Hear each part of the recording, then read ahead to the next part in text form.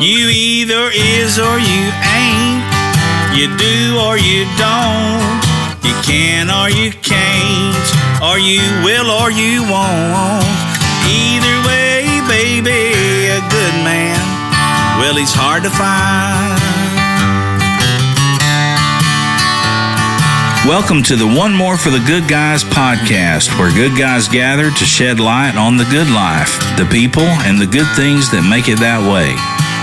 I'm Mike McGill with my co-host, Jamie Akins. Now, raise your glass, lend us your ear, and let's have one more for the good guys. You either is or you ain't. You do or you don't. You can or you can't. Or you will or you won't. Either way, baby. On today's guest episode, we have our friend and soon-to-be yours, Mr. Daniel Shifflett. Chattanooga native, bass player, teacher, audio-video technician, consummate professional, and new father. Without any further ado, ladies and gentlemen, Mr. Daniel Shifflett. Yeah. Go ahead. Horn players, what? Horn players, I thought I thought they killed it. I thought they kicked ass.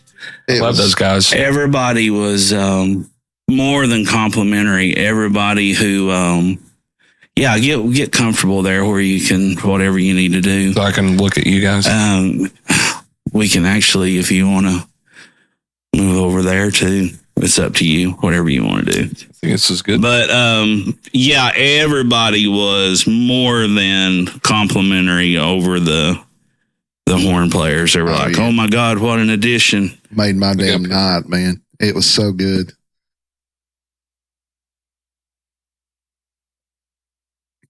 It was so worth having them there, man. Yeah, I thought so. I just kept telling them, I was like, God, there's something about moving physical air, in a space like that. All of us are plugged in and we got amps, but I even told Mike when we went right before we started running through some stuff, and he just hit that acoustic guitar just acoustically. That room sounds good. And when they hit it's a great room. When they hit those horns, man, I was like, oh. I think it sounds better than the Tennessee rock shows. I think it does too. I agree. Tennessee they tuned that room for classical music because, but when I've gone to rock shows there, I'm like, man, this sounds weird. It's like a bass trap too. When you're on the bottom floor, it cuts all the low end out. Yeah, I seen ZZ Top there, and God, it's a Tennessee. How loud was that? Before the renovation, because the renovation was 2002 or 3. Right? No, this was after. This was post renovation, but it took at least 5 or 6 songs, to get it, if not more, to get it, get it just so. Yeah, I saw Michael when Kimbrough and Sam Lewis were opening for Michael McDonald. This is probably 6-7 years ago, and Kimbrough texted me, and I like Michael McDonald, and Kimbrough was like, "Hey man, you want a ticket?" And I was like, "Sure." And I was up in the balcony, and Sam and Kimbrough, they did a duo thing, and it sounded nice. Then when they had, Michael brings in, full band, backup singers, it sounded like dog shit. Really? Big band. Yeah. Big band. I mean, it was just his vocals were lost in the mix. Yeah. How do you do that? It's Michael McDonald. I don't know. I think they've got, and I'm not saying they being the Bijou or the Tennessee, but I think somewhere they being sound guys have got, and I get it, and I could be totally fucking wrong, but I think they have that starting spot, for everything. Yep. And our stuff, even though we're doing a wide array of different stuff, we don't need humongous bass and humongous kick drums. It's country fucking music. It's not rock and roll. If it was rock and roll, then that's why I bring my little 12-inch speaker. We would want that, and you're not playing a 6-string bass. You're playing a 4-string bass. Yeah. And right. you're not looking for all that big sound, but for the most part, I don't know anything about it. I've got ears and that's it. Yep. You know what I mean? So I can't be super critical of any of it, but I do think the Bijou, I do think we sounded a lot better this year than we did last year. Yeah, they were much more on their A game this year. Yeah. I thought RT and William and yeah, I thought they did a great job. So Well, they had a year under their belt too.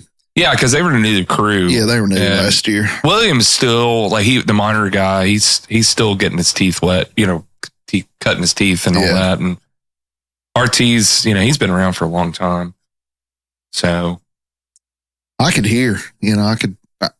Last year I couldn't as much, and there was less going on too. We played some especially with Mick and that heavier stuff. We were louder this year overall, probably.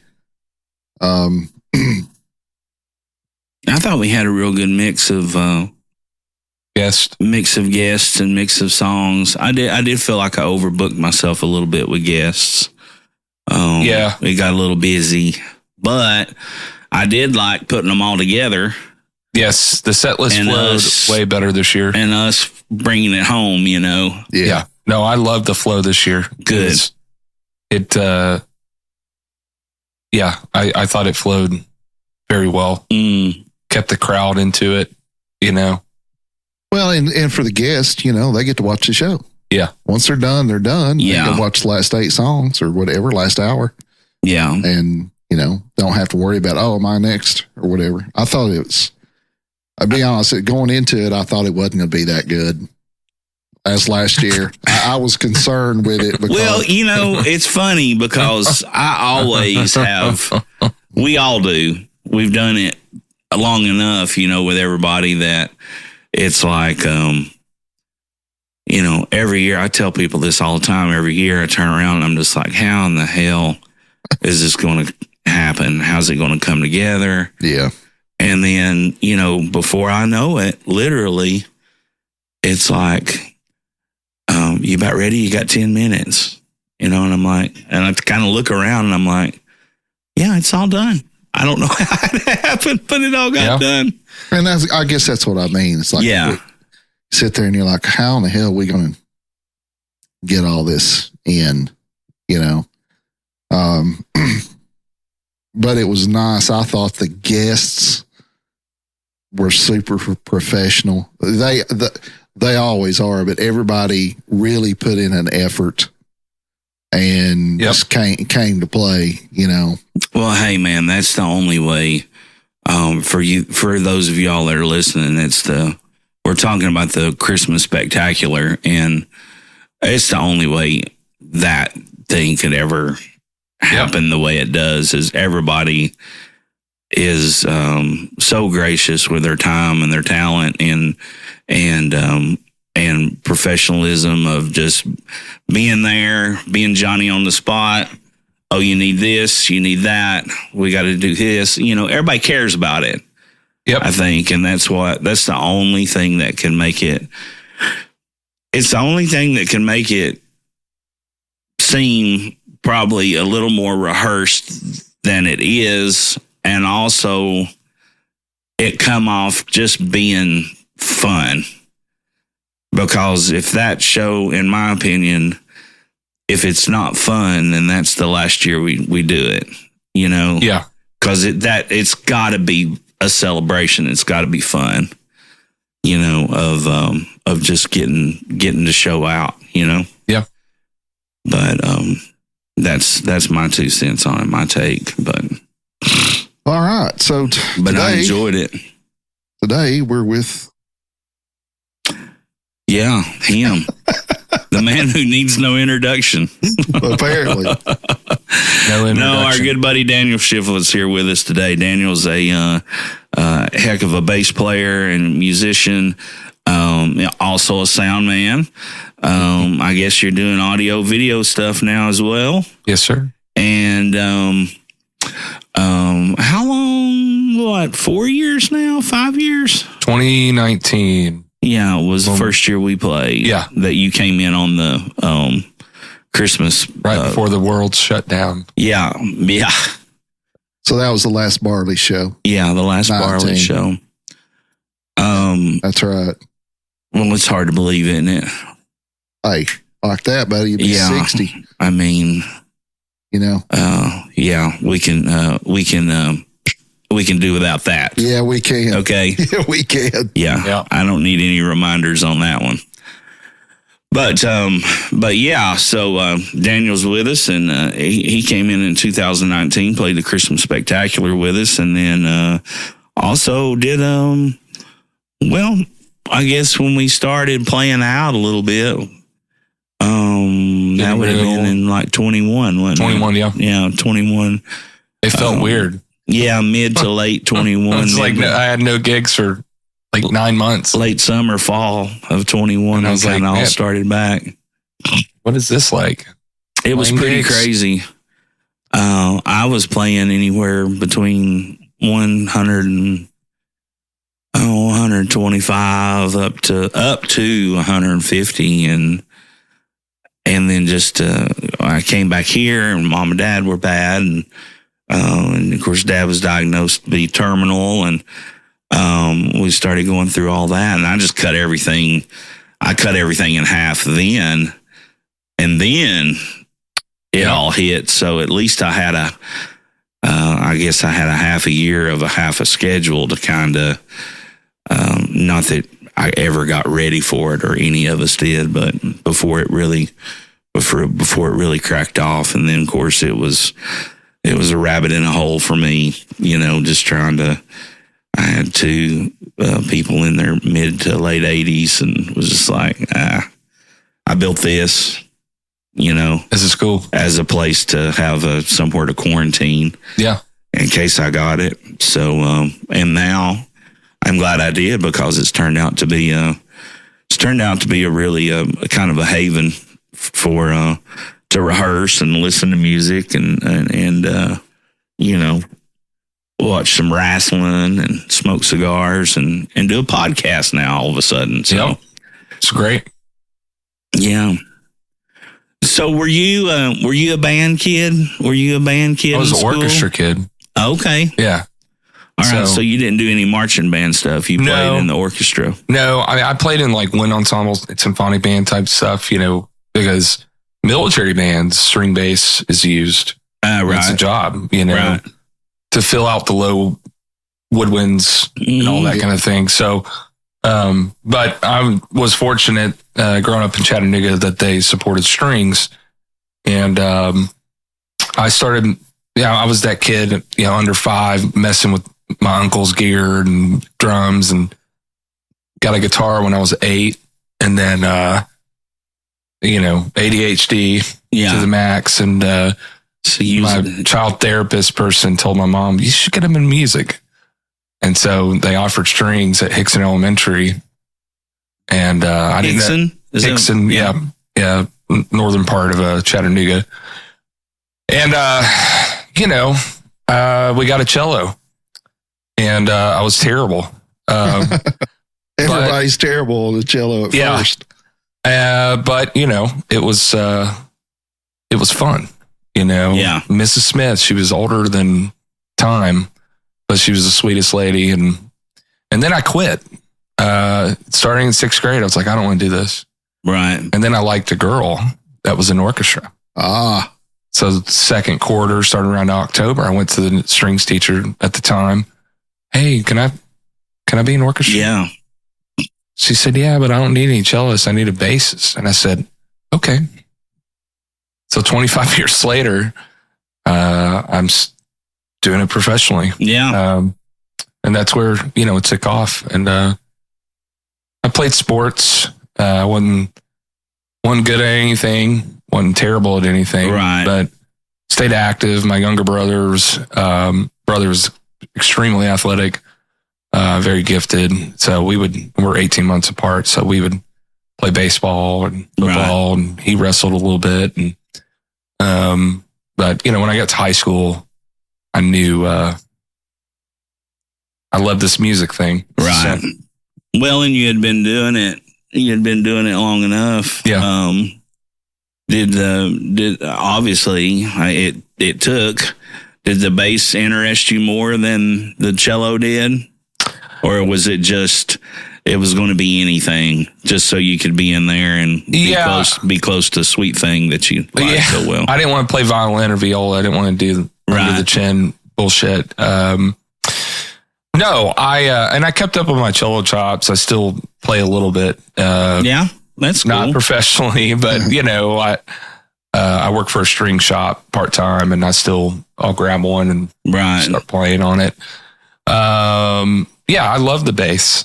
And growing up in church, the dream was to be playing in the giant orchestra pit, laying down some 5-string gospel stuff. Right. That was a dream of mine. Right. And so, by the time I was 16, I became that guy at a large Baptist church. They said, we need a bass player. And I was terrible, but I learned so much, reading charts and number charts to reading on the fly, of course, being an orchestra, learning how to sight read, written music, bass clef, treble clef. I was still terrible at it. I didn't really take formal lessons one-on-one until college. We couldn't afford it, So you just basically did just whatever your school curriculum was and learned whatever your instructors were teaching at the time. Yeah, my grandfather bought me a bass when I was 11, electric bass. Yeah. Shitty Yamaha bass, 5-string. I thought it was the coolest thing.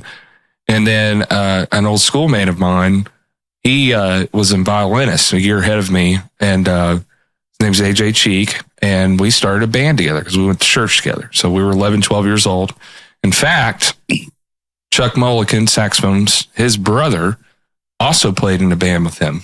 Clint Mulligan. Clint, yeah. So we all run deep, just knowing each other. Chattanooga boys, we're all that same age group. But now AJ is a Dashboard Confessionals guitarist. Okay. So, he toured with he had a Christian contemporary group in the mid 2000s, early 2000s, mid 2000s, when we were high school, getting out of high school. They had some success, and then he kind of floated in different bands, and then he landed the Dashboard gig, 5-6 years ago. Yeah. And, but we started a band together, and, the drummer's dad would come downstairs and bang on a cowbell and raise hell with us. Yeah. We'd make terrible noise, but it was making racket. We were playing at baseball games. Oh yeah. We were doing like the national anthem. He would do the Jimi Hendrix thing, and but that's I think awesome. That's the best way to learn too. Go be terrible at it. Well, you gotta, don't you? I mean, what percentage of those kids are out there that are born that are virtuosos, or not virtuosos, but like child prodigies. Oh yeah. There's a few of them, but for the most part, the rest of us are, we're squeaking and squawking and beating and banging and, making racket. I do think there's degrees of that word talent, whatever that means. I hate that word, to be honest, but depending on how you use it, I think it's discipline too. I mean, I do believe I now teach 25 years later, I teach privately. I think there's degrees of, if you got it or you don't type thing, I mean, I've worked with kids for a long time, and there's some kids that walk in and there's just natural ability and natural producing a sound. Getting a kid produce a sound on any instrument is hard. That's one of the hardest things to do, especially on a string instrument. Oh yeah. Well, I think you're right. It's definitely it's a discipline thing as well. My folks were pretty good about not really pushing me to they encouraged, but they didn't, they weren't on my ass, constantly or all the time or thinking about, oh, you need to be playing, right. that kind of thing. Let it take it's a natural course, but the discipline thing is, because, there's very few and far between that like to practice. Well, I still don't like to practice. I absolutely hate it. Yeah. And my mom was the same way. My mom was a child when she had me. So, right. My mother was 15 and, so I'm 30. How old am I? 36. By the time I just had my first child, number one. Yay, I'm a father. Bet that hurt. Yeah. Yeah. But if you think of it, I guess mom was 33 when I turned 18. Yeah. That's just, I can't imagine. Yeah. But she did try to, she was very good about like, hey, this is a thing that you're committed to. You got to put a little time. Right. It wasn't like, if you don't practice, you're not going to eat or something, something ridiculous. Yeah. And there are some families that maybe not that far, but, but she didn't want to take the love out of it. Too. Right. Sometimes. Especially too, like if you see that spark in a kid, I imagine you being a teacher, then you, like we all know, there's different ways of motivation. Some kids, some players need the kick in the butt. The others need the pat on the back. So when you see that spark in someone, I'm sure you notice it right away. Yeah. Yep. So you do. You want to try to do everything you can to keep them going with it. Yeah. So school orchestra, played in some bands, and I sang in a few bands. Oh yeah. Rock and roll. Well, if y'all remember late 90s into mid 2000s, there was a genre of metal called nu metal, NU metal. Yes. Some people think that's like the most terrible rock and roll you can think of, but that boy, my generation, because we were all in middle school, high school, thought it was the coolest shit. What bands would that have been? Deftones. Okay. Korn. Okay. Limp Bizkit. Mm-hmm. Powerman 5000. Papa Roach. You can keep going. There's just, and some people think it's like the shit stain of rock and roll. The name is totally new to me. That's why I was asking, because I wouldn't have known. I know all those bands. Yeah. But. Well, and it's like back when I was in that age, the only music to me was classical music, a little bit of jazz because I played in jazz band, and then nu metal or whatever, that genre. Yeah. You wouldn't catch me listening to country music, rap, anything. Yeah. And, now I look back on it and where my career's gone in the past 20 years. And, now I preach to a lot of kids, like, listen to everything. You can't. Absolutely, man. You can grab something from anything. I remember reading a thing that Johnny Cash said to, actually, I take that back. I didn't read it. I heard Roseanne Carter Cash talking about this, but she was talking about her dad, and she was asking him about all the different musics, all the different religions, all the different things that teenagers are, talk about and going through and looking at and trying to figure out at that age. And his suggestion to her was learn a little bit about all of it, Yes. And then you can come up with some kind of formula and or basis to have an opinion on what it is you want to do. Yep. So I always thought that was pretty cool when I heard that story. Yeah, no, it is. And I didn't really open up my mind to things until I got to college. Yeah. And I studied with Rusty Holloway, bassist from Knoxville. But Rusty had had a good career, played in New York, played with everybody, monster jazz player, great classical player and teacher, and sort of, he calls himself the last bastard, at UT, when I was one of his last students before he retired. Yeah. But that was a big thing. He was, he pounded in all of our heads, it's just, you guys got to be versatile. That's how you're going to eat. Yeah. Yeah, absolutely. If this is where you're wanting to go and how you're wanting to do it, and then all of the good, comes and is followed with the bad. Yeah. Yeah. He was, and I've got a lot of friends in the classical music world that have had good careers. That being said, there's like a friend of mine that's principal bassist of Chattanooga, monster double bassist, a classical guy. But he, I'll go down there and I contract play with them some, and he's like, man, one thing I wish I did was what you guys were taught, go learn jazz, go learn rock, go learn bluegrass, go transcribe all this shit, listen to all these bass players, listen to all these bands. Because you're going to get something from all of them. Absolutely. And all of it, in my opinion. Yeah. And it's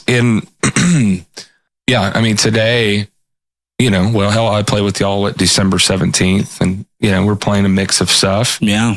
And then, that same weekend, I'm playing at a church doing cantatas, playing Baroque classical music. Mm-hmm. And then this past weekend, I got to play with the great singer Janine Fuller at the Bistro. And then we did a private gig at New Year's Eve at someone's home. And we're doing jazz standards, blues, some tunes she wrote. And then we're playing, R&B. Yeah. And we played some Michael Jackson. And we played some Prince and Lauryn Hill. And, just... we were talking about Janine earlier. I first heard her sing at Wayne Stock when the year Aretha Franklin passed. Mm-hmm. I guess that was the same year Ralph Stanley passed too, because I did a acapella version of "Oh Death" down there that year. But she was great. And then the other girl that sang that "Knock My Hat in the Creek" that actually did a was Linez. Yeah. I can't think of Linez's last name. Can't remember, yeah. I think she's back in New Orleans now, but I've thought about Janine would be a great one to have on the Spectacular. I was actually thinking the other day too, honestly, I thought, it might be kind of cool just to do, might be kind of cool to have an all female guest. I don't think we've ever done that before. We've always had, it started out so many years ago. We had 8 to 10, and then we got it down to 5. And but that might be kind of fun to do that. She would be a good one. She'd be great. I think it's official. I'm going to reach out and talk to her about it. You brought up Clint Mulligan earlier. He played a Christmas show with us one year. Yeah. Back before you came around, and I'm doing something with him this weekend at Bridgewater Event Center. Oh, does that sound Cruise? Right? Yeah, the Elvis thing. Yeah. Was he like in the house band or something? I guess I just seen his name attached in the social media post, so I would imagine he's probably playing. He's killing it. Yeah, he's a great player. Good dude. He's doing what do they call it? Watch House now, formerly Mandolin Orange. Oh yeah. They're doing great. Is Josh Oliver with them? Yeah, officially. I think so. I think so too. They did. I only run into Josh just so very seldom. Yeah, Josh. They did 2 shows. The Watch House did 2 shows in Knoxville a weekend or 2 before the Spectacular show, and I think the first night, a husband and wife, I believe, I think that's leaders, right and too. Yeah. they did an acoustic, just them, sold out. And then the next night, Clint and Josh joined them, sold out show. Nice. And it's cool. You know, I talk to random people I grew up with, non-musicians, and they'll say, "Oh yeah, have you heard this group, Watch Us?" I'm like, "Yeah, two of my buddies play in that group." And well, that's where I was going with that when I said Clint, and then so Clint from Chattanooga. You said you went to school with him, and then we were talking earlier. I don't know if we were rolling when we were just jabbering, but another close friend, and I just found out was a schoolmate with Hunter Deacon. Oh, he was a schoolmate with you, right? Is that right? Or are you? We went to college together. College. Okay. Yeah. So Clint went to Chattanooga Christian. Yeah, that's right. Because I went to up in Memphis. Yeah, that's right. I went to Hickson High School. Clint and Chuck, the brothers, they went to Chattanooga Christian. I thought I was really smart, and I was going to bring it all back around. Not so fast, my friends. And then Hunter grew up in Memphis, and then he kind of bounced around different schools. He was supposed to go to school in New Orleans, and then Katrina happened. Yeah. And then wow, I didn't realize that. Yeah, he's got hits. Yeah. He was in Boston at one point, Chicago, and New Orleans for a couple of days, and then he landed in Knoxville and finished up. He did his jazz degree with all of us. Yeah. Came in my second or third year, and so yeah. Well, when did you start? So let me back up. So I've asked several people this question, and it's always interesting to me. When you were growing up, you said your mother was very young when she had you. Yep. Do you remember music playing in the house? Oh yeah. Yeah. So she was a big fan as well. Oh yes. Well, I was the complete opposite. Yeah. My dad played music, and he would play and sing all those songs, but I had no idea they were Hank Williams or whomever. You know, I would just always hear it and it was like, oh, that's my dad's song. Yeah. You know? Yeah. No. And it was either that or it was in the car. Yeah. Yeah. So Mom, we obviously lived with my grandparents. Unfortunately, got divorced shortly after I was born. A couple of years. They were pretty much separated by the time I was here. Yeah. And they're both wonderful people, and it just didn't work out. Yeah. Hence, the 15-year-old got pregnant, and he just, sideswiped. But we stayed with my grandfather. He kept the house and everything. And so, he was the guy listening to whatever classical music radio station. Okay. And our local is what WUOT, and so in Chattanooga, whatever theirs is. And so, he'd hear some Bach and Beethoven and things in the morning. And I can remember this, being 3, 4 years old, especially. Mm-hmm. And then Mom was, Van Halen, Whitney Houston, Madonna, Janis Joplin. I mean, you just name it. Yeah. All the cool shit. Led Zeppelin, 60s, 70s, 80s. Huey Lewis and the News. I love Huey Lewis. Yeah. And, and then some of the R&B stuff that started coming out in the early 90s. Yeah. With Don't Go Chasing Waterfalls, whatever that group. TLC, right? Oh, yeah. I mean, just look at me. All of that stuff. Basically, the stuff we listen to, because she's our age. Yeah, exactly. Pretty much. Right. Yeah. But I mean, it wasn't just Madonna or, she to this day has such a wide taste in music. It's great. And so, I mean, I remember having. Well, there was a lot coming out then. There was a lot of good stuff. That was a good time. It was kind of like my mom had an older friend that kind of turned me on to popular music. I remember she made me a mixtape, and that was the first time I heard like Fats Domino, Chubby Checker. Oh, yeah. Little Richard, Chuck Berry, The Platters, The Temptations, all that stuff. Yep. And I often thought about it years later. I was like, what would I have done if I hadn't have found riding along in my automobile, and all the other stuff that came out. But she was telling me, I remember her telling me one time that she said that, because I fell in love with it, with all that stuff, that every tape she'd bring me a tape like every other week or so. And I'd listen to it and I'd just be like, you going to make me another one? And she'd bring me more stuff. But she was talking about 1956 and 1957 being like the year. Oh, yeah. That everything, just the melting pot of everything that was. Yeah. She lived it too. Yeah. She was 20 probably-ish. But what I was getting at with all that too is, the 80s was very much a lot of that time too, because everything had opened up.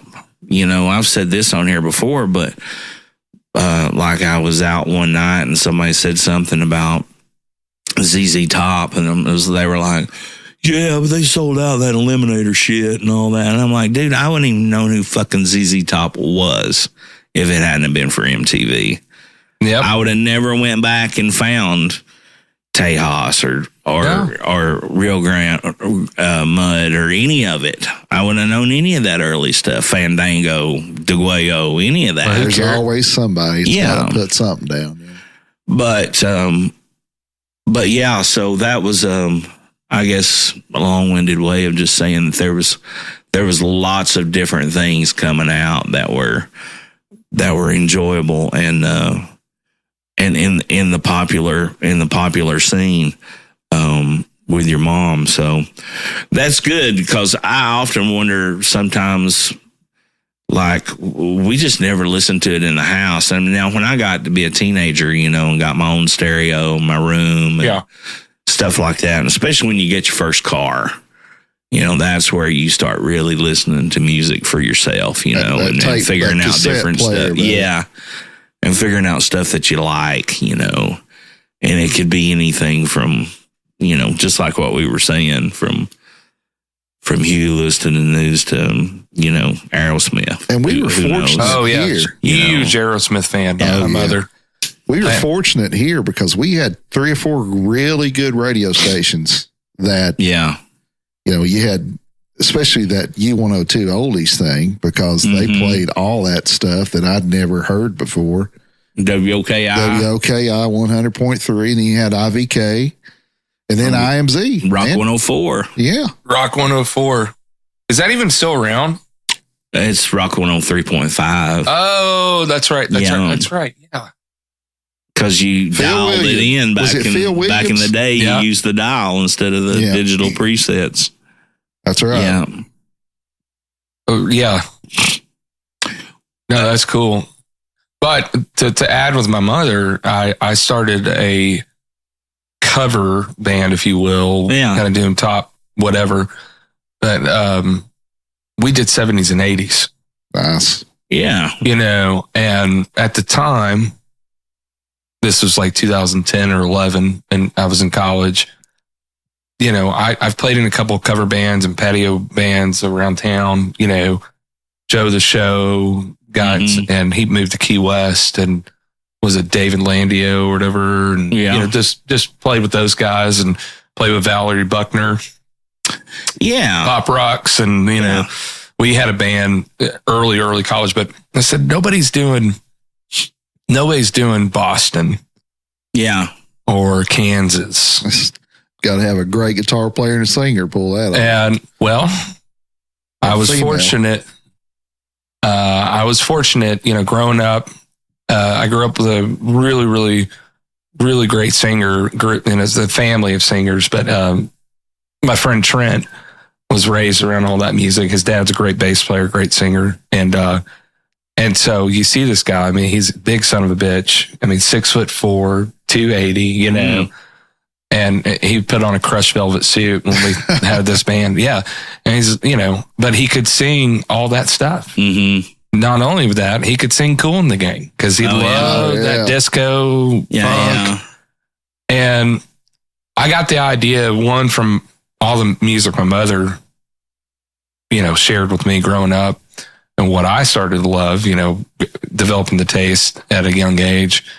And then we Trent got the what's the Wolfman Jack show from it wasn't, let's see, it was that, and they would have everybody come play. Yeah, it was Cool in the Gang. It wasn't the Midnight Special. The Midnight Special. Yeah. Wolfman Jack. Yeah. Wolfman Jack. Yeah. All right, daddy. All right. Man, and we just, we would have a few adult beverages and some other things, and we'd raise hell and watch it. And, we were college. Yeah. We were college age. Yeah. And I'd go home down to Chattanooga, and we'd be downstairs. He was still living with his parents at the time in college, and we stay up watching episode after episode, and it was just, you had Journey, this is 70s, early 70s, most of that stuff. Yeah. And the Carpenters and everything. And I was like, fuck, dude, we should start a band and do all this stuff. Yeah. Nobody's doing this around Knoxville. I was like, I can't. So going to jazz school, I did classical music and jazz at UT. And so I'm around these nerds that we're playing all these jazz tunes, all that stuff. And I'm like, okay, Hunter Deacon's a great drummer and a friend. Bowman Townsend is a great drummer and a friend. Yeah. And my roommate, Kenton Martin, who now lives in England. And then there's Wes Lunsford, great left-handed guitar player, plays, him and his girlfriend have the Young Fables group that's touring now. And then another roommate, Casey Halschult, phenomenal guitar player. And then I was like, okay, so I got those guys. And then Andrew LaPriest was freak of nature, keyboard player that now lives in California. We're all in college in this time, or some of us were graduating. And then I said, well, Trent can sing his ass off. He lives in Chattanooga, and he started dating his now wife, who's my wife's cousin. Mm. That's how I met my wife. So, and we started with just the boy band so I had Trent kind of be the head lead singer, and then Corey Kimbrough. No kidding. Because Corey and I played with Mountain Soul. Yeah. I didn't realize that. I subbed for Kimbrough a ton when he started playing with now what are they called? Larkin Poe. Yeah. They're killing it and touring with everybody. But they were called the Level Sisters at the time. That's right. When Kimbrough got out of school. They were blondes, right? Yeah. Mike Seal, great guitar player, is married to Megan. Yeah. So Kimbrough, I subbed a ton for Mountain Soul. We did the Thursday nights at Mellow Mushroom on the Strip. Yeah. 75-cent PBR. And hey. That was, you don't see that anymore. No, shit, no. No.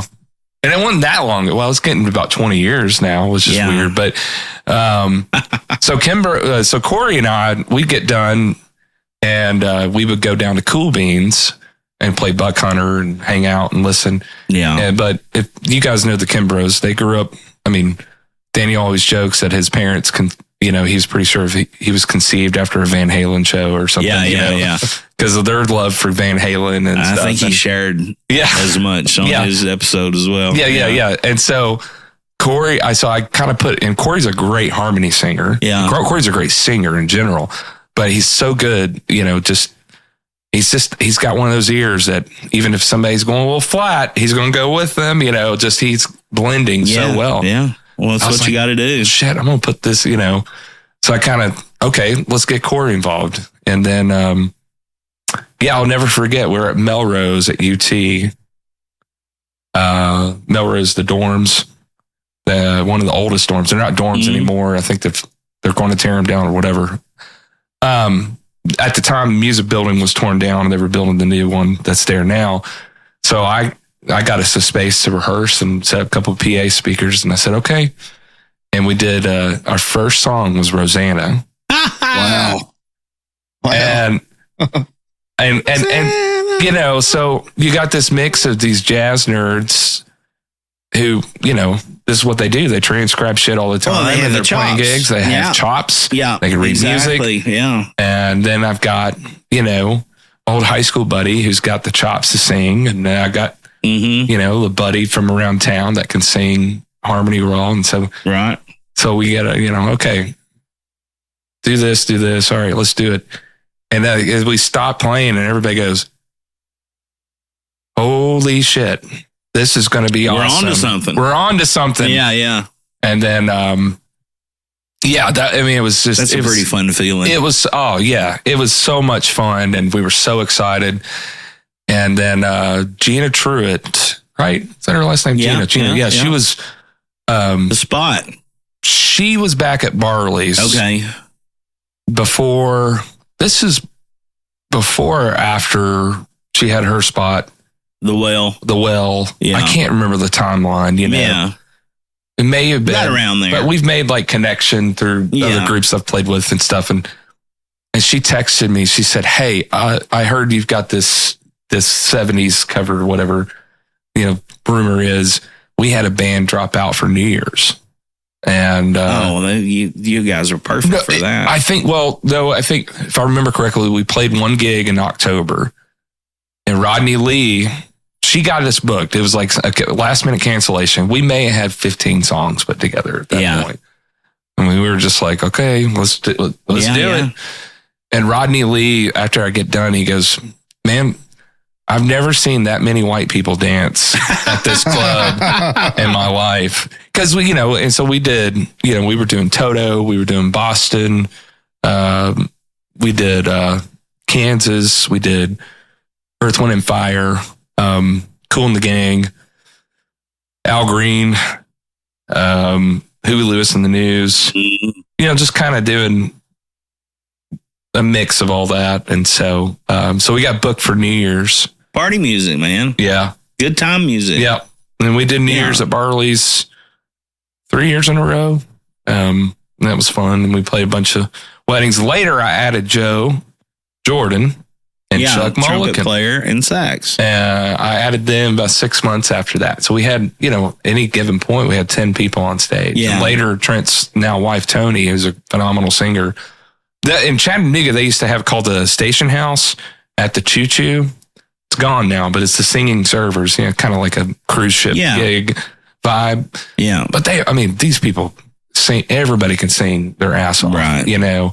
So they were doing that, working there. And so it was cool because it gave them an outlet to go play some gigs and stuff, and then give the jazz nerds a break from all the blue jazz Island. Yeah, exactly. Yeah. And we played a bunch of weddings. We did some tributes. We did Steely Dan's record Asia. Oh shit. Yeah, we did it, and I hired a huge horn section. Did everybody have to divide their brain in half? I think a tall. We had 15 people on stage for it. That's at Barley's, of all places. That's an undertaking. Playing one Steely Dan song, much less an album like Asia. My that God. Earth, Wind and Fire shit's pretty tough. Oh, absolutely. Too. No, absolutely. Toto. That's right in the same. Toto kind of started not I've started a band like Toto, but they were just a joke band amongst all these studio guys. They were just like, "Hey, let's get together and play some weird music." Yeah. We were kind of going after a yacht rock vibe, which, Dave Campbell and all them, they're all doing the Smooth Sailor. And we did a lot of Doobie Brothers because Trent, the lead singer, loves Michael McDonald. Have you ever seen 40-Year-Old Version? The scene where they've got he is that guy who was like, "Yeah, I will take that DVD from you." Yeah, I like. I'm a big Doobie fan. I like the Doobie Brothers. I liked more of the stuff without Michael McDonald. I liked his stuff, but he wasn't my favorite. But nonetheless. No, I like Michael's more of his solo stuff, and which is cool. And I've gotten to meet him a couple times and through different things, and I got to work with a producer friend of his too. And all right, so all of this you've been talking about, this band and putting all this stuff together, that was Shifty and the Headmasters. Yep. Okay. Which the name is ridiculous at all get up, but I didn't, we were like, what the fuck are we going to call this? And somebody made a joke. It's good though. And and I was like, Shifty and the Headmasters, here we go. And that was it. I don't know why, but it's ridiculous. And Yeah, that was fun. At the same time, I was touring off and on in pop country, and I toured with a metal band. Oh wow! So during this time, I was living in Nashville part time. So I was in Nashville. Sometimes I'll go from Wednesday to Sunday and come back to Knoxville and do church and work and teach lessons. Then go back. I mean, I lived in my car. Yeah. Kind of. I didn't have a place in Knoxville for a while. So you went after it. Yeah. Honest and genuine as this is what I'm going to do. So yeah. Often everybody, there for a couple of 3 years, people were always asking me, it's got a button right there. Mm-hmm. People were always asking me about, they're like, well, you play with so many different things. I'm like, well, it's like fishing, man. If I'm going to do this for a living, I've got, not only do I have to front this band, but I got to play solo. Then I got to, if there's something else kind of cool and fun comes around and it's paying, well, I got to do that too. So it's like, I'm fishing with 3 rods out all the time. Yeah. I'm trolling. I'm trying to catch anything I can catch, And my brain is so ADD, so I know I'm bouncing around timelines, ADHD, whatever that means. But yeah, I mean, I got out of school in 2012, and I thought about grad school. I did performance degrees, and I was so burned out because I was in school for. Kimbrough and I will probably joke together because we both took 7 years to get our jazz and classical music. But that's, I don't live regret that I was in school that long, but it was just the way it was. I didn't like to, I wasn't one that wanted to sit in classes and do all the history stuff. I also had to work, I didn't have any money, didn't come from money. So I worked a lot, but, so I didn't go the grad school route, many people do, and immediately go to grad school and, get an assistantship working at, whatever university. But I came across, I started playing with a person that was on American Idol and he finished top 20 or something. And I got a call. I was doing some cover band work with other groups from a guitar player at the time I was playing with, and I'm not mentioning names, if that's okay. Hey, folks, if you're looking for a cool, eclectic place with an outside patio, plenty of UT sports games, cold beer, and live music on the weekends, then look no further than one of our homes away from home, Trailhead Beer Market, located at 1317 Island Home Avenue in South Knoxville, Tennessee.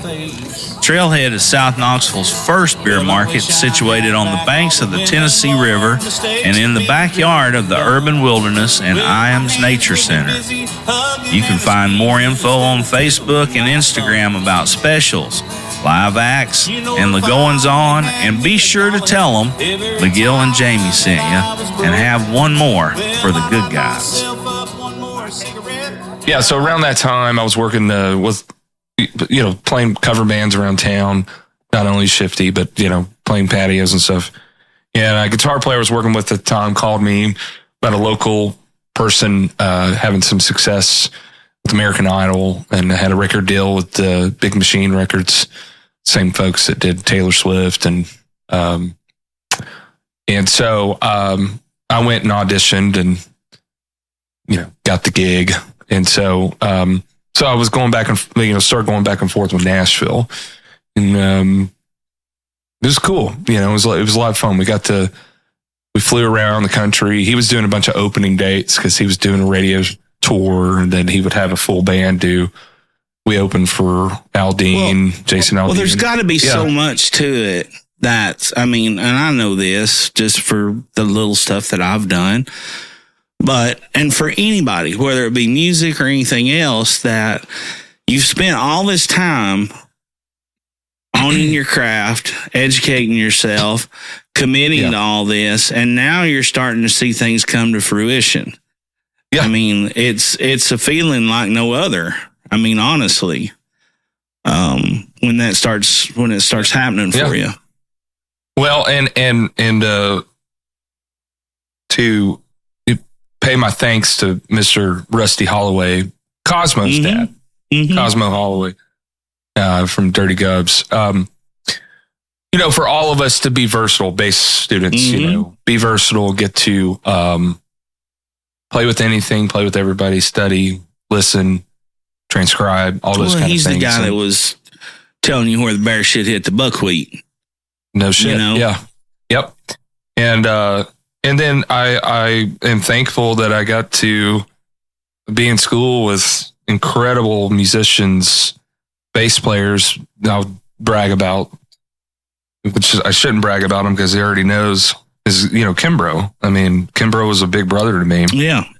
During that time. He's 3 or 4 years older than me. And, when I came in, him and Tiffany got married in spring of 2005, and I came in fall of 2005. I graduated high school in 2005.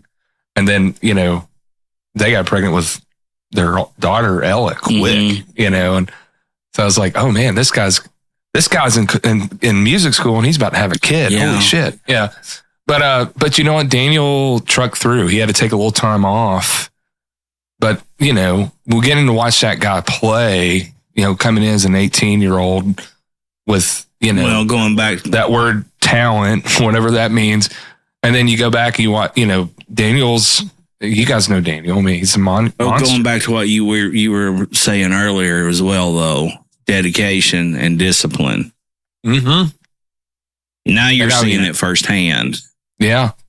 And so getting to be around guys like that, along with, former guys like Todd Parks, who plays with Sam Bush, former students of Rusty. Yeah. There's this. Did you go to school with Barry Reed?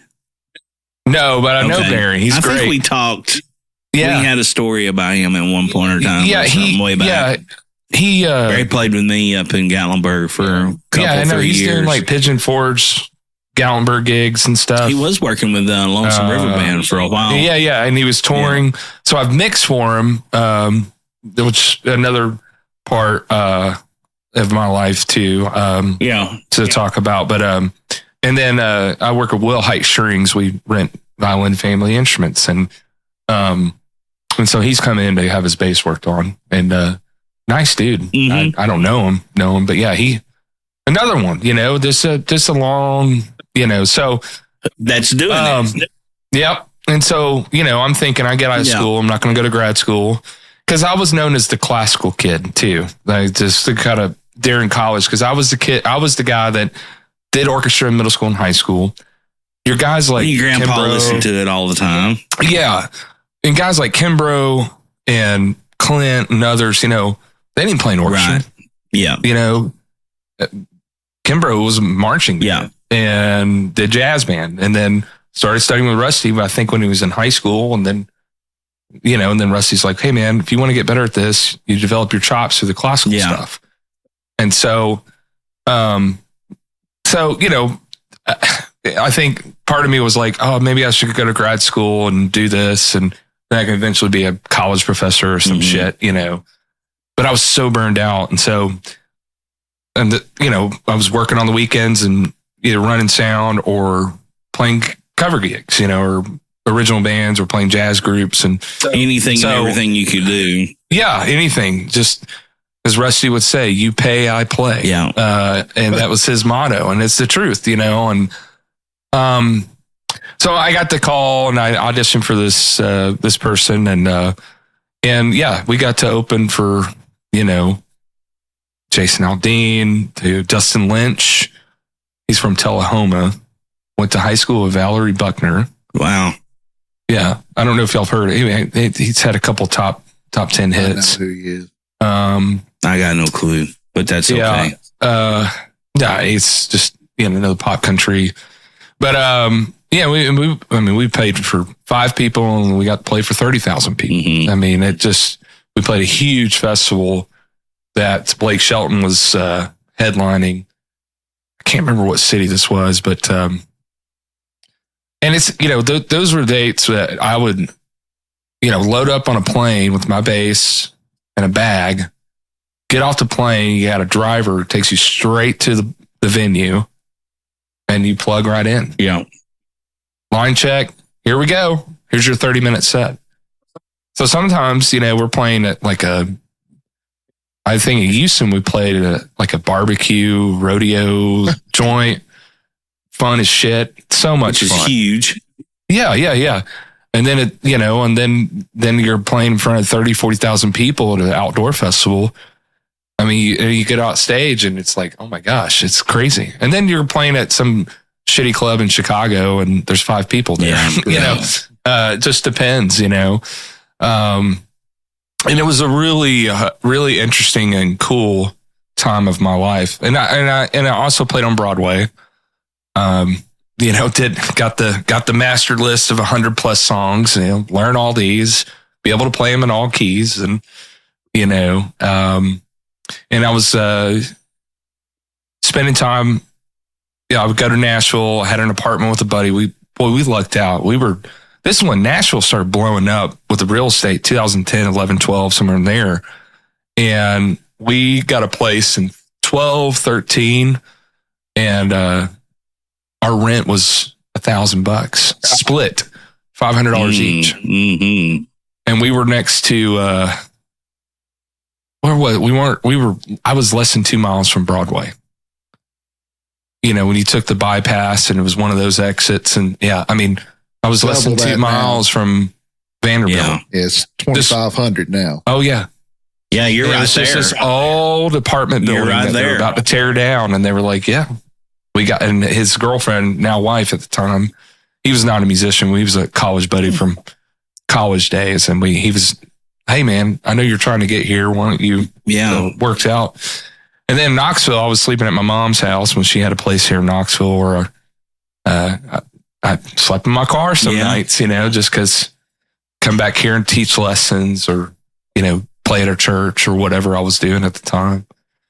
But I got to work on Broadway and toured with some other no-name folks that, they had some tours going here, going there. We played in Florida and stuff like that. It was a lot of fun, Were you just feeling in it on Broadway? Yeah. Were you? Yeah. Were you amazed at the talent level? I was amazed, but then also amazed at the non-talent level of some of these folks that were gigging all the time. Really? But some folks were amazing. I was blown away with the singers. Yeah. Oh, yeah. Like, incredible singers. Yeah. I guess you can't hide behind, as a singer, you got to be damn good to be on Broadway. Yeah. Some of the instrumentalists who I played with, it was a little it's okay, and I'm spoiled because I went to school with jazz nerds who were studying their asses off, and you might play with a drummer who's a good player, but he might drag his ass the whole time. And thankfully being in school, we were practice metronome, do all those things you're supposed to do and all that. Well, the same way with what you were talking about with harmonies. Yep. You learn to stay on them like a cheap suit. Yep. That's what you got to do. Yeah. So, I also was touring with, a metal band, French Canadian metal band. I went to college with the singer. She, they're in town, actually. Her husband owns a studio. He's a nuclear physicist by day, and he owns a studio and records a bunch of local metal rock bands. And he was in a French Canadian band, had a lot of success in the 90s. It's called Covadis. I may be saying it wrong, but I think I got they prescribed me that sounds like something. A salve that got rid of my Covadis. Yeah. But this dude was like voted like top 10 metal drummers of all time. Like he is on, you go to YouTube and he's up there with, the Dream Theater dude and I don't listen to a ton of metal. So Julie, great friend, and she's a great violist and she's an opera singer. And she said, hey, I have a weird question, but would you want to tour with us? And I'm like, I don't know what y'all do. And she's like, well, I have this band. She sends me links and it's super produced. It's awesome. And it's not something I do every day, but I was like, well, where are y'all going? Oh, we're going to India. Well, yeah. Oh, yeah. I'll go. Well, fuck. Yeah. So, because he had some success in the 90s and he's built this studio and a name and brand and all that, and he's endorsed. And, endorsers and tour folks will call and say, hey, what's your project now? And so project was that Julie wanted to start singing, doing kind of the operatic metal stuff that you can catch. And so I signed up, I did the gig, and we played in India. I flew to India. That's awesome, man. That too, didn't they? Oh, I mean, especially with her. I mean, she was like a goddess. Well, to the locals there. They fucking loved it. And that's the thing, that you learn when you get to do any of those type of travels, and you get to go to different countries and things like that, is you realize how much culture you never knew about, and how much ixnay the music part of it, but just and not just culture as in where they live and how blah blah blah. It's just this world that you thought was so big is now suddenly become so much smaller. Okay. And you just happen to have a bass in your hand. You know what I'm saying? Yeah. That's, Man, yeah, that was one of the most incredible experiences. Oh, I bet, yeah. That's awesome. You talk about some of the sweetest people on the earth. And, there's a lot of bad there. There's a lot of bad. Well, there's a lot of bad here, too. Yeah, I mean, you can just look. But, man, just sweet people, and they appreciated it, and they were giving, and they were just, we stayed, it was a festival, Kingfisher beer. It's like sort of their Bud Light, Budweiser, our Budweiser, Yeah. That's like their Budweiser in India. And we played in Bangalore, which is the southern part. And there was the Kingfisher Beer Festival in the middle of October. I think I did it in 2012. And we were supposed to do a couple other dates, and it was just hard logistically to get stuff booked. So we stayed on the festival grounds, and I just went and attended the festival, and we did our one show. Yeah. Big and then you have to be a fan out in the middle of that sea of fucking humanity. Yeah, I got to see. That's a big lesson. Yeah, it's a big thing for life, man. In my opinion. We opened for Children of Bodom. This, I think I'm getting the name right. This is not something I listen to all the time. Yeah, me either. But they were big band from the UK, I believe. And I met, there was another band that, from England, and these motherfuckers party. Yeah. We were on the same plane. We flew to Frankfurt, Germany for our first leg coming out of the States, and then got on there to fly straight to Bangalore. They were on the same plane with us. Now, I remember being this is the first time I've been out of the country. And so we're on American flights, a beer's $6, $7, $8, whatever it was at the time, probably now like 15, And so when we get to Germany, and I get on I think it's called Lufthansa, and I may be saying that wrong, the airplane company. Yeah. And they said, what would you like to drink? And it's like, well, how much is a beer? She said, honey, this is a European company. Drinks are provided. So I had a few cocktails and everything, just because I'm in a different time zone. My brain is, you're going clear across. Well, I get to my third drink, and they said, I was doing like Jack and Diet Coke or something. I said, oh, we're out of the airplane bottles. You're out of Jack. These motherfuckers cleared all the Jack Daniels that was on the plane. Yeah. And we didn't make connection. We didn't, we were all just on the same. And so then they were kind of they were staying, we had like little hotel rooms on site, and they were staying near us. And Yeah, they were a trip, and it was a lot of fun getting to work with them. I remember my first trip out of the country, playing and stuff, and I was fronting a bluegrass band that I had never even played with, but they needed a singer. They needed a guy that knew the standards. They needed a front man. Well, guess what? I'm available, and I get to call. Yeah. So I'm like, oh yeah, for sure. So our first trip out of the country was to Puerto Rico, and it was a great. We were on a army base and officers lodging. I mean, we had these townhouses like you'd see in West Knoxville or whatever, just super nice, everything just, and I'm a kid. I'm a young man. I'm a dad at the time. Hannah's probably, my daughter, she's probably, I don't know, she's probably maybe 10 or so at the time. And we get down there and we're just being treated like kings and got all this great stuff, and you're just up and then we leave there and go to Honduras. Oh, wow. That's awesome. And I remember when we first got there, and we landed, and which was an incredible feat all in itself. So flying into the capital city of Honduras, the runway is in between two mountain ranges. Oh.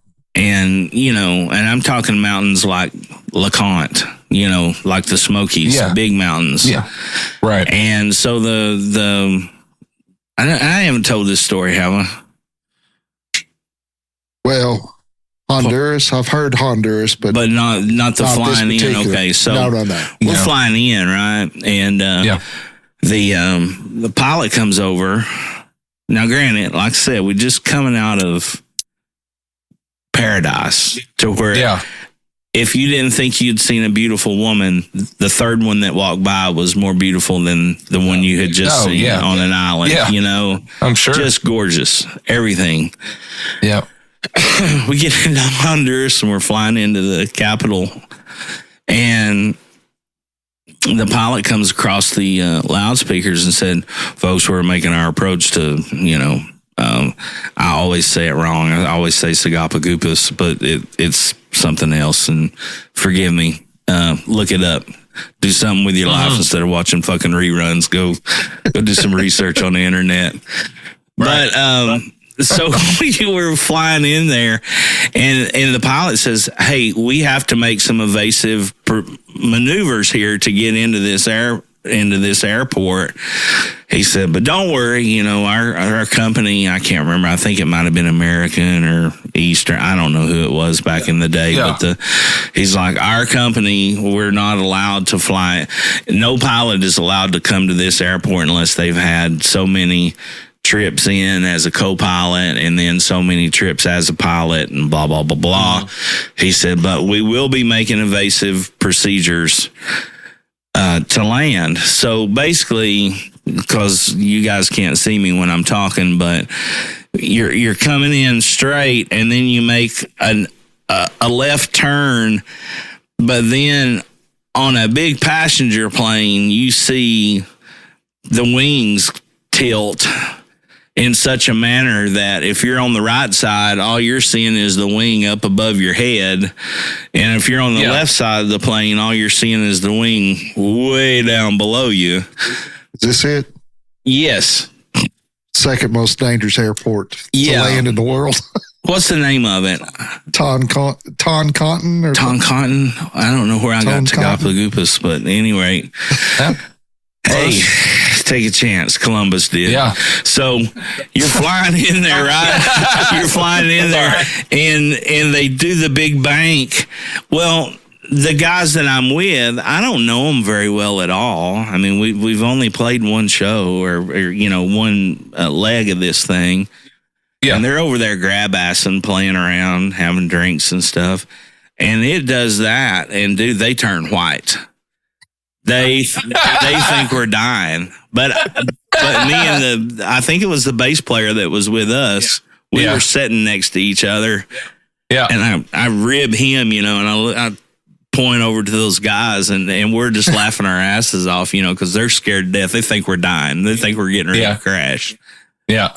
But at any rate, we get it turns and then the wings flatten out and all of a sudden you just drop.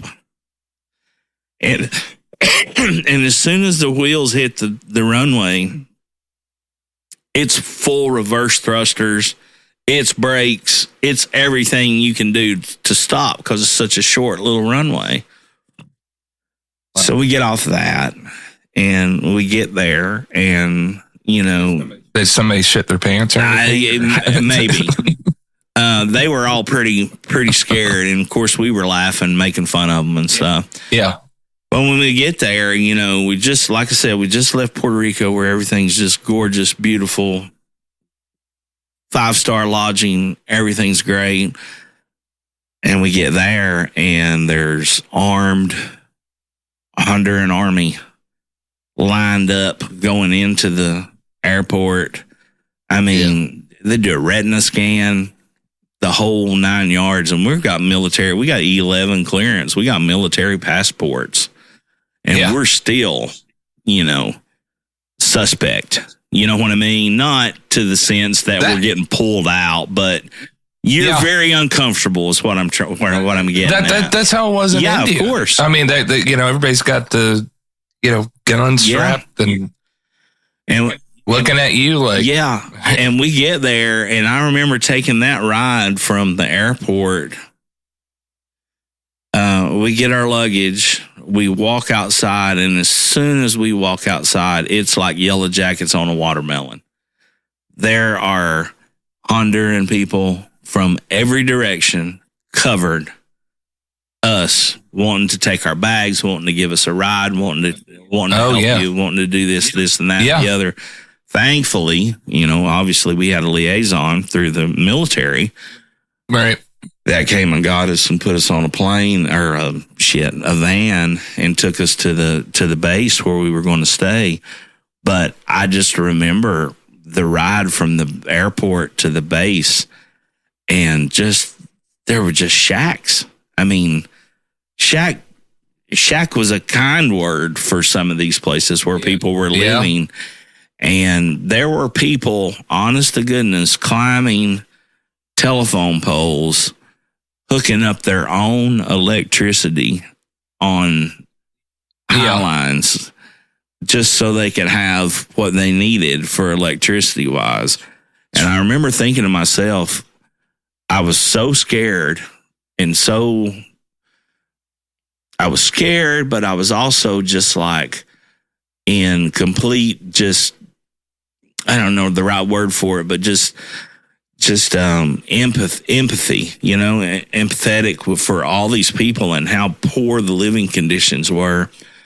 And then we get there, we get to the base, and we're in these old Vietnamese style hooches is what they called them. Yeah. So they're, not much different than the honky tonk here. Yeah. But, all the windows were with kickstands, no air conditioners, twin bed, 4x6 room, just like a freaking jail cell. Right. Of course, we're on American, soil, like if you will, with it being the base. But I remembered, and I'm getting there, but I remember just thinking about how sorry I felt for these people. But then by the time I left, I was kind of wondering in my mind of who has it worse. Because everybody there was happy. Everybody there was happy. Everybody there, it was a hard way of life, but everybody was happy and they were enjoying life, if that makes sense. I don't know if it's that way in India to a degree or not, but absolutely. But, as you're getting ready to leave, you're just like, man, I know they're poor. I know their dollar's not, it was like 600 of their, I think it was Lempira was there, but it took 600 of theirs to make $1. Right.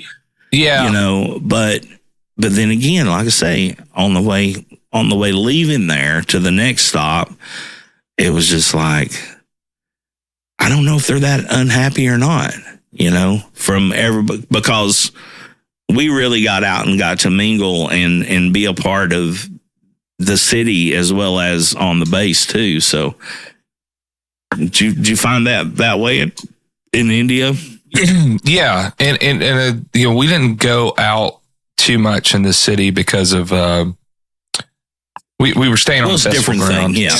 And I remember we had to go. So, and we had, nobody thought to buy power converters, and so the drummer, being the techie guy he is, he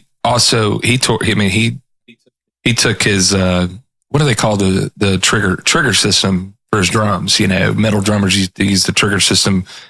And, if I remember correctly, I think he forgot to bring a power converter, or we were lacking one. So we had to, a couple of us got in a cab, which was quite the damn experience. I bet. There's no damn traffic laws. Like a 1979 Datsun B210 with no fucking floorboard in it. Yeah, and it's and you some almost of them are died from the exhaust three system. Tires. Yeah, 3 tires. And I thought I was going to fucking die. Yeah, I mean, we're going to their Radio Shack to get to these little converters, and I thought, I had some Wi-Fi. I grabbed Wi-Fi and I'm texting my girlfriend at the time. I said, I think I'm going to die here. I mean, I just legitimately, these motherfuckers just drive insane. Oh, yeah. I mean, people were going all over the road. I was, not paying attention. That was another thing, like coming from the airport to the base. Yeah. We were on mountain roads like you would be here, like going in the Smokies, 2 lanes, and them passing in blind curves. Yes. And like 20 of them hanging out of the back of a fucking Chevy Love pickup truck. Yeah. Well, one thing I remember, because when we left the airport, we had a liaison of some sort, in a van, pretty normal driving.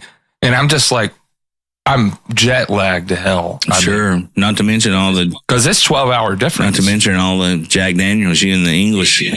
You and the limeys put away on the way over. Yeah, we did. Yeah. We did. And I don't know. I guess they were 12 hours ahead of us, right? Whatever. They're 12-hour difference. So my brain is... I mean, and we had a big layover. It was either yesterday or tomorrow. It doesn't matter. Yeah. And I'm just like in Twilight Zone, but... and I could be getting this wrong, and it's been over 10 years since I've been there, but I think that there's just basically no middle class there. Right. Yeah. You're either dirt ass poor or you got money. Yeah. That was definitely the case. Because you're driving, you've seen these in Honduras shacks and things like that. Then in the proper city, we stayed on the festival ground for most of the week, and then we got a hotel the night before we left. Yeah. And I remember the night before we left, I went back to the festival because I just made friends with some of the locals. Yeah, these people were using pallets to make a house, not a fucking flower planter for Etsy. Where our hotel and cardboard for the walls, Well, even like the festival grounds, it was like an old. I mean, it kind of reminded me of like an old plantation and just huge, a lot of acreage.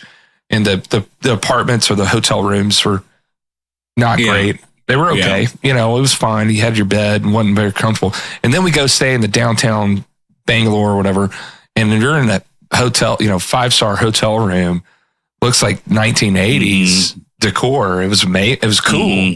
And beautiful hospital stuff, And so it was definitely a huge difference. And my dumbass, I went back to the festival. Everybody else was tired. Oh, we got a flight. Yeah. I'm going to go back and party with the locals because right. These people were great. And I made some friends with some ladies. And I had a girlfriend here, and I'm not going to, we're well past all those times, but I didn't do anything, to get in trouble. But these are beautiful, sweet college. I mean, I'm college age at this point too. And they were like, come back, texting me, come back. We'll take you around the festival. So they took me around, and got me drunk and everything else, trying all these different liquors and stuff in India. And then I eat everything. I love food and just anything. And You're I'm totally not a afraid of foodie. anything. Yeah. And I'm like, I'm eating everything, authentic food. And they catered us, but most of the food was, curry, right? And, I love Indian food even before I went to India, but our Indian food here is nothing.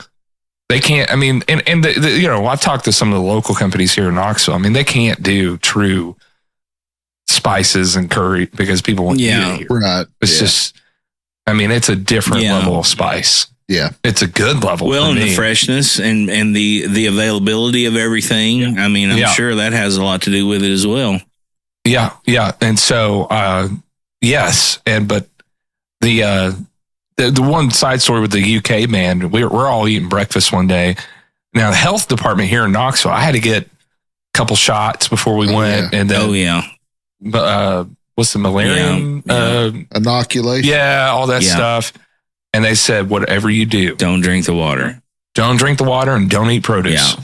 Yeah. Oh, Lord. And the other thing, you had to take it further because in the middle of this festival, they were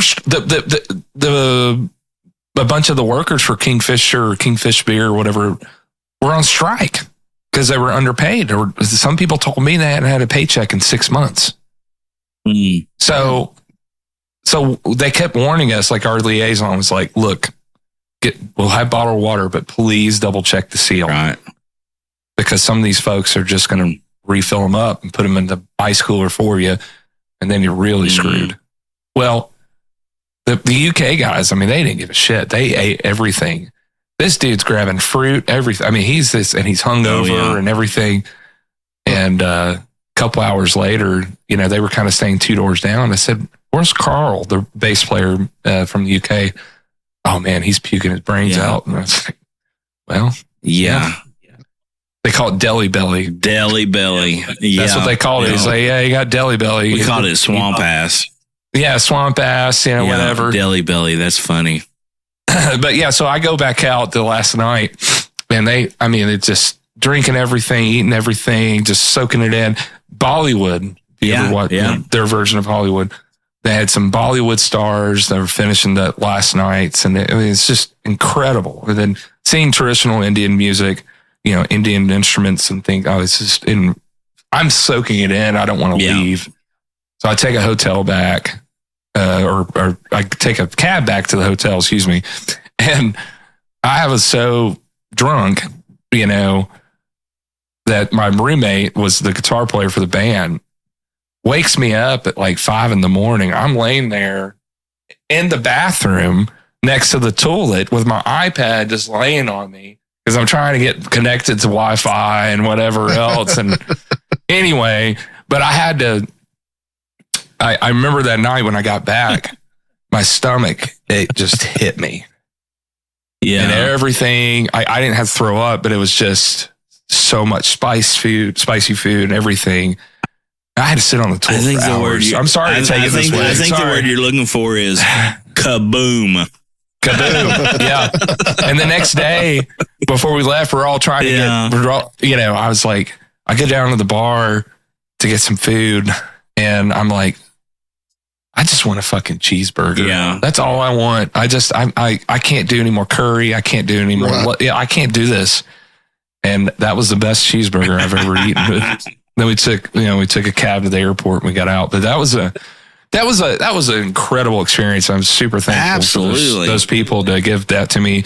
The following year we went to they're from like kind of Montreal area, their hometown. They two of the band members lived here, so we went to we went to Montreal and Toronto the following year, but they were so cheap that they didn't want to fly.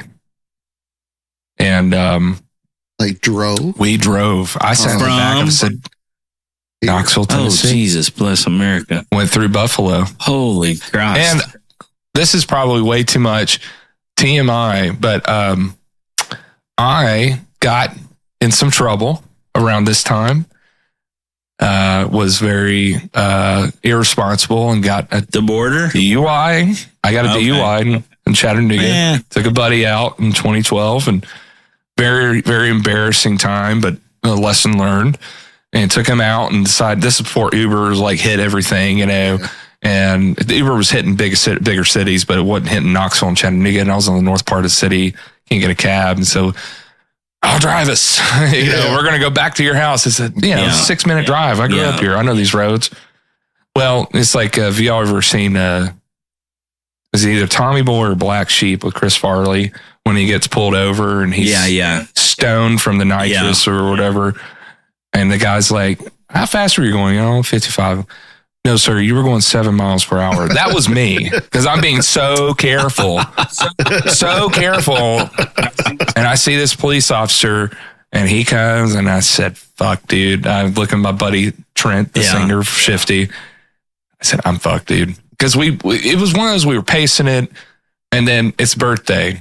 Yeah. All right, let's all take shots. Oh, yeah. Here we go. 3 or 4 shots in a row. The last hour at the local pool play. We were playing pool. Yeah. And so Junior Brown's got a song called Party Lights.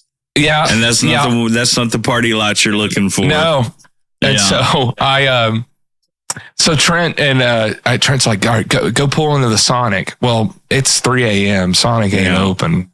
So I pull in there and I do a UE, or he keeps tailing me. And then I pull out this gas station right next to it. I hit the curb. Boom. Pulled in the gas station, blue light me immediately. I'm shaking in my bones. I'm like, all right, I'm done. Yeah. So lesson learned, you know. But when we went to Canada. Yeah. We get to, the border. You were an axe murderer. Yeah. And they're running all of our, stuff. Yeah, so Mr. Shifflett, come to the window. And I said, not happy about that. Hey, we have a problem here. I said, oh, and he said, yeah, we can't let you in. I said, what? And he said, you have a DUI on your record. I said, uh-huh. And that's a misdemeanor in the States. It's a felony here in Canada. Wow. And so the French Canadian folks are fucking raising hell. They're pissed at me. What you didn't tell us anything? And it's like, how am I supposed to know? I said, it's not a gun charge. It's not domestic or nothing. It's just, and I'm not trying to little what you just didn't. You what just I did didn't wrong. know. I was you wrong. Didn't know. I was wrong. I drove drunk and I was an idiot. Didn't know. Yeah. And so we're all just pissed. So then I said, is there anything we can do? So the manager comes out, stares at us, says, okay, I have a loophole for you, but you're going to have to pay $300 to get in. Which was about what I made going to Canada with them, through $400 at the time. I was just, mainly just going for the experience. We just did like 3 dates. And so there you go. Yeah. Here's my credit card. Got to pay for your DUI twice. Yeah. Yeah. So I can't believe I just talked about that. But no, this is over 10 years ago. That kind of stuff happens here. It does. But, listen, man, everybody's made mistakes. Everybody's, have their time. Hello, music lovers. Campbell's Music Room Guitars was opened and founded by our longtime friend Kyle Campbell back in 2017. If you're a beginner or a seasoned pro, you're always needing something. From strings, picks, or maybe a repair to your trusty instrument. Campbell's Music Room Guitars has a full line of all the stringed instruments. New and pre-owned, accessories, pedals, amplifiers, and here's the best part. It's a local, family-owned business where you will get the very best of sales and service from the owner himself. Campbell's Music Room Guitars has something for everyone. Did we mention that he also gives private lessons? Kyle is one of Knoxville's most multi-talented players and teachers with many years of professional teaching experience. Located at 5103 Kingston Pike, open Tuesday through Saturday, 11 a.m. to 4 p.m.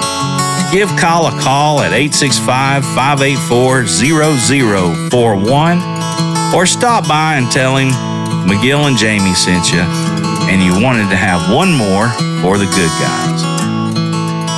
You don't have their time. It's a miracle I didn't get an DUI. I mean, a miracle. Oh, my God. Oh, I'll tell you Multiple. one. I'll tell you one. So I was, I went through a divorce, and I had went out, hanging out one night, as a young man does, and I had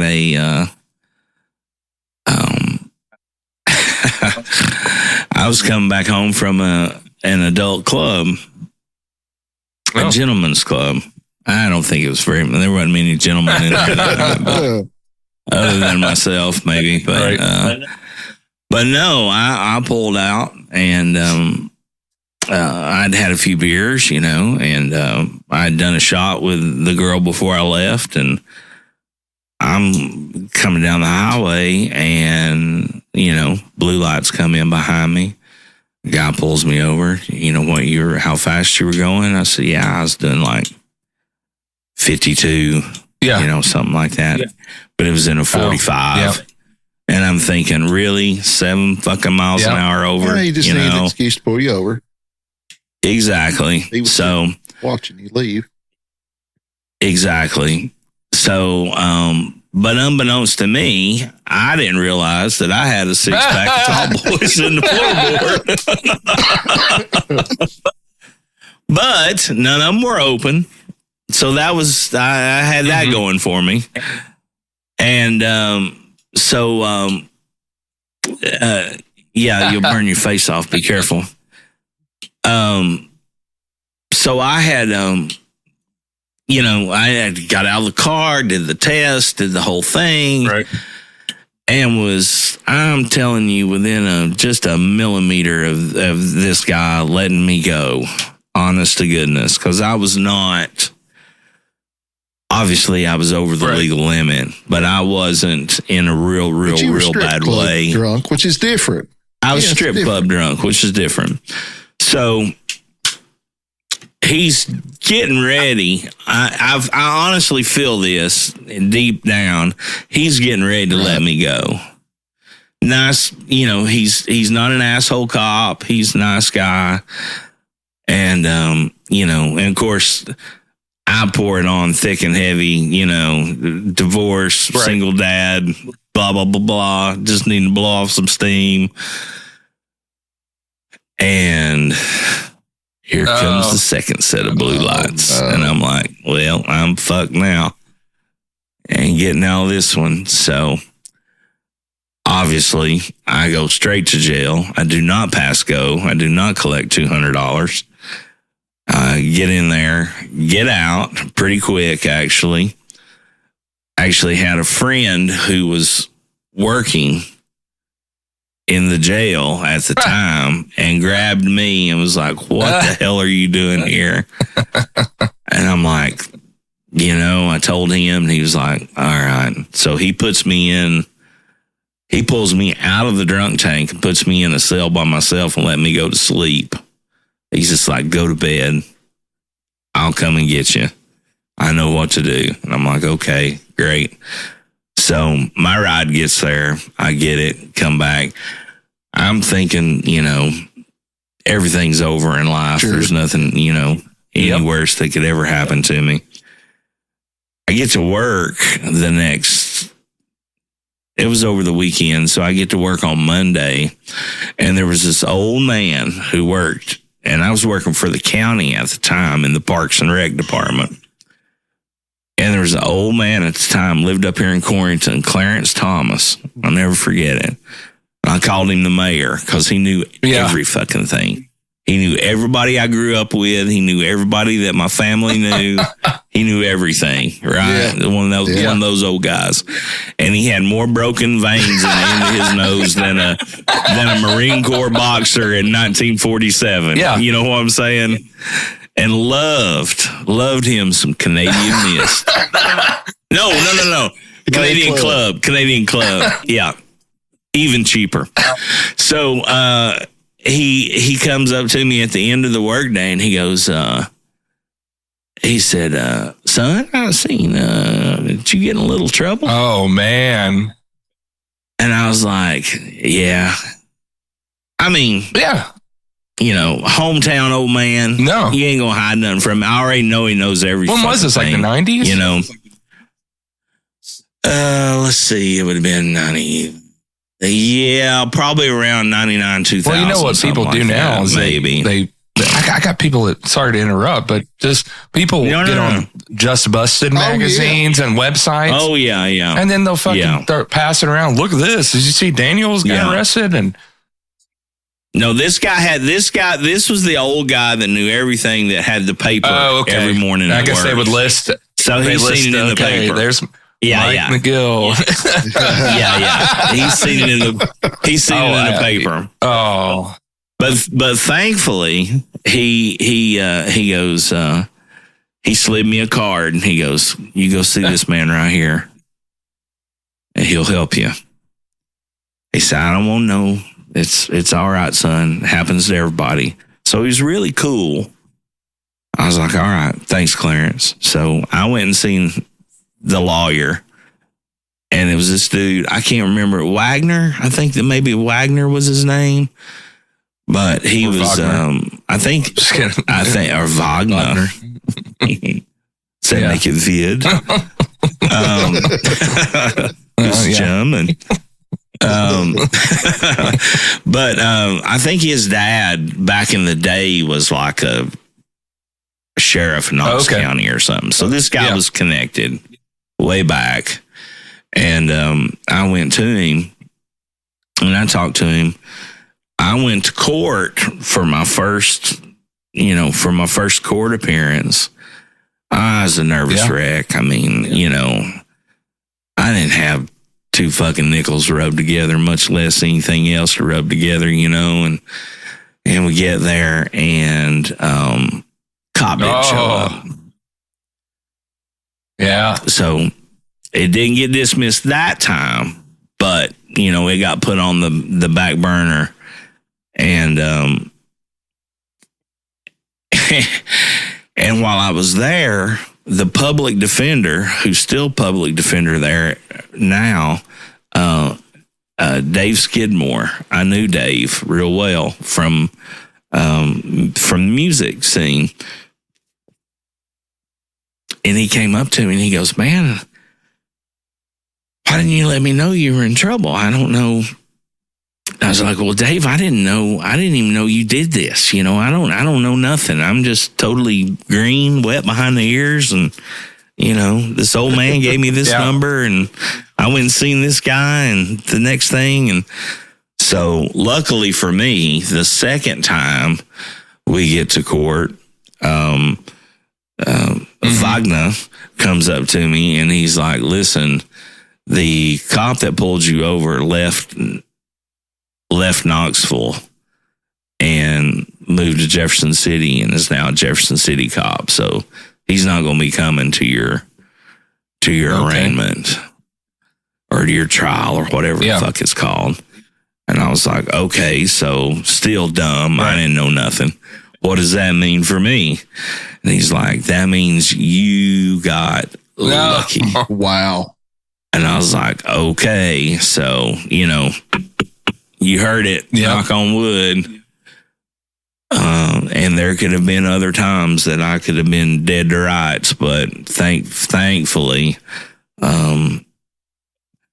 I got one, but didn't get it officially, I guess, is the way to go about it. Yeah, it was interesting. After I got convicted, I was convicted in 2013 or whatever, and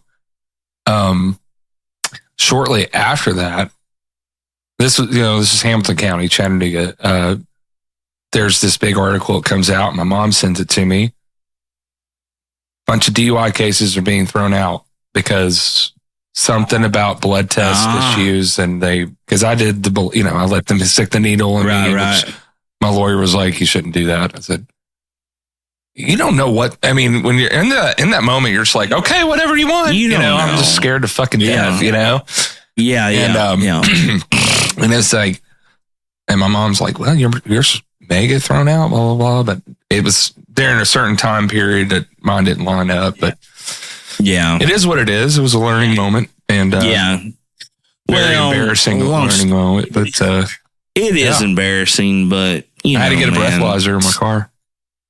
Oh, really? Because they can take your license and everything, but I told my lawyer, I said, look, man, I drive a lot for, it's touring and I'm sure, runner for Will Height Strings, doing all this stuff. And I said, dude, I can't, I've got to have my license, whatever. So did the breathalyzer, $90 a month. Yeah. Now it's like, I heard it's like $150 or more. It's ridiculous. Yeah, it's ridiculous. Plus all the fees, and then do your 48 hours, which I just slept the whole time. And then the worst of it is community service. You gotta wear the vest, says I'm a drunk driver. Pick up trash. Yeah. Oh, and people are throwing trash at you. And they said if you see a 2-liter bottle with a D battery attached to it, don't touch it. It's like there's this meth lab, something like that. People making remote meth or whatever, however that works. Well, listen, man, there's no reason you should be. Shit happens. Happen. I went to jail one time for a PFD violation. You guys know what that is? Neither did anybody at the fucking jail. Yeah, I do. You don't know? Okay, PFD. So I'll try to skip. I'll try to get through this pretty quick. But so I just got a canoe, and I was taking Hannah fishing. My daughter, I was taking her fishing. And I called my dad up, and my dad used to take me fishing a lot. But go ahead. Yeah. And I said, Dad, Hannah and I I'm gonna take Hannah fishing. I said, you should go with us. I said, it'd be good for all three of us to be together and do what you and I used to do and blah blah blah. Yeah, in a canoe. Okay, that'd be great. Okay. Well, I mean, Hannah's like 8. 10, 12-year-old, whatever. And I said, I got a really good place, George's Creek, down in Fort Loudon. And if you got a canoe, you can paddle underneath the bridge and get back to this big, like probably 15-acre piece of backwater. And you just catch crappie just catch them by the dozens, just fast as you can pull them in. I said, so we'll go crappie fishing. Guarantee the kid's going to catch some. Old man's going to catch some. I'm going to catch some. Everybody's going to have a good time. Get there, do the deal, get through the thing, paddle over, catch the fish, having a good time. Everything's going great. Paddle back through underneath the bridge, come back around, get to the launch, pull the truck down, game warden standing there. Going to have to measure your fish. I said, okay, no problem. How'd you measure these fish? I said, well, measured them with a 10-inch stick. Well, what do you mean? You didn't have a belly board? I was like, I don't know what the fuck you're talking about. I don't know the goddamn belly board. What the fuck you talking about? Well, I'm going to have to admit that one looks short, that one looks short, and that one and I said, I can promise you one thing, there ain't none of these fucking fish short. I said, but if you won't waste your time on doing all of it, you're more than welcome to. You pissed him off. I know where this is going. Regardless, he goes, so how do you know that stick's 10 inches? And what I'd done, it was a 2x2. Pardon me. I was remodeling this house at the time. So I had cut 2x2 sticks for fern strips to put up to attach my sheetrock to in the house. I was remodeling this house at the time. And I said, well, I took a ruler and I marked it 10 inches and I chopped it. And if its lips hang off that side and its ass hangs off that fucking side. Is that what you told him? Then it's Yeah, I told him that. I said, it's a legal fish. Well, and I wouldn't have led that way, but he was just such a smart ass about it. You know, I'm like, dude, I'm not breaking the law, you know? So he measured every fish, and of course they were 10 inches. Every one of them were legal. Then he started counting life jackets. And then he started counting life jackets. And we only had 2. For you boys and girls listening at home, PFD, personal flotation device. And there was only 2. So he wrote me a ticket for not having a life jacket. It was $10 charge. No big deal.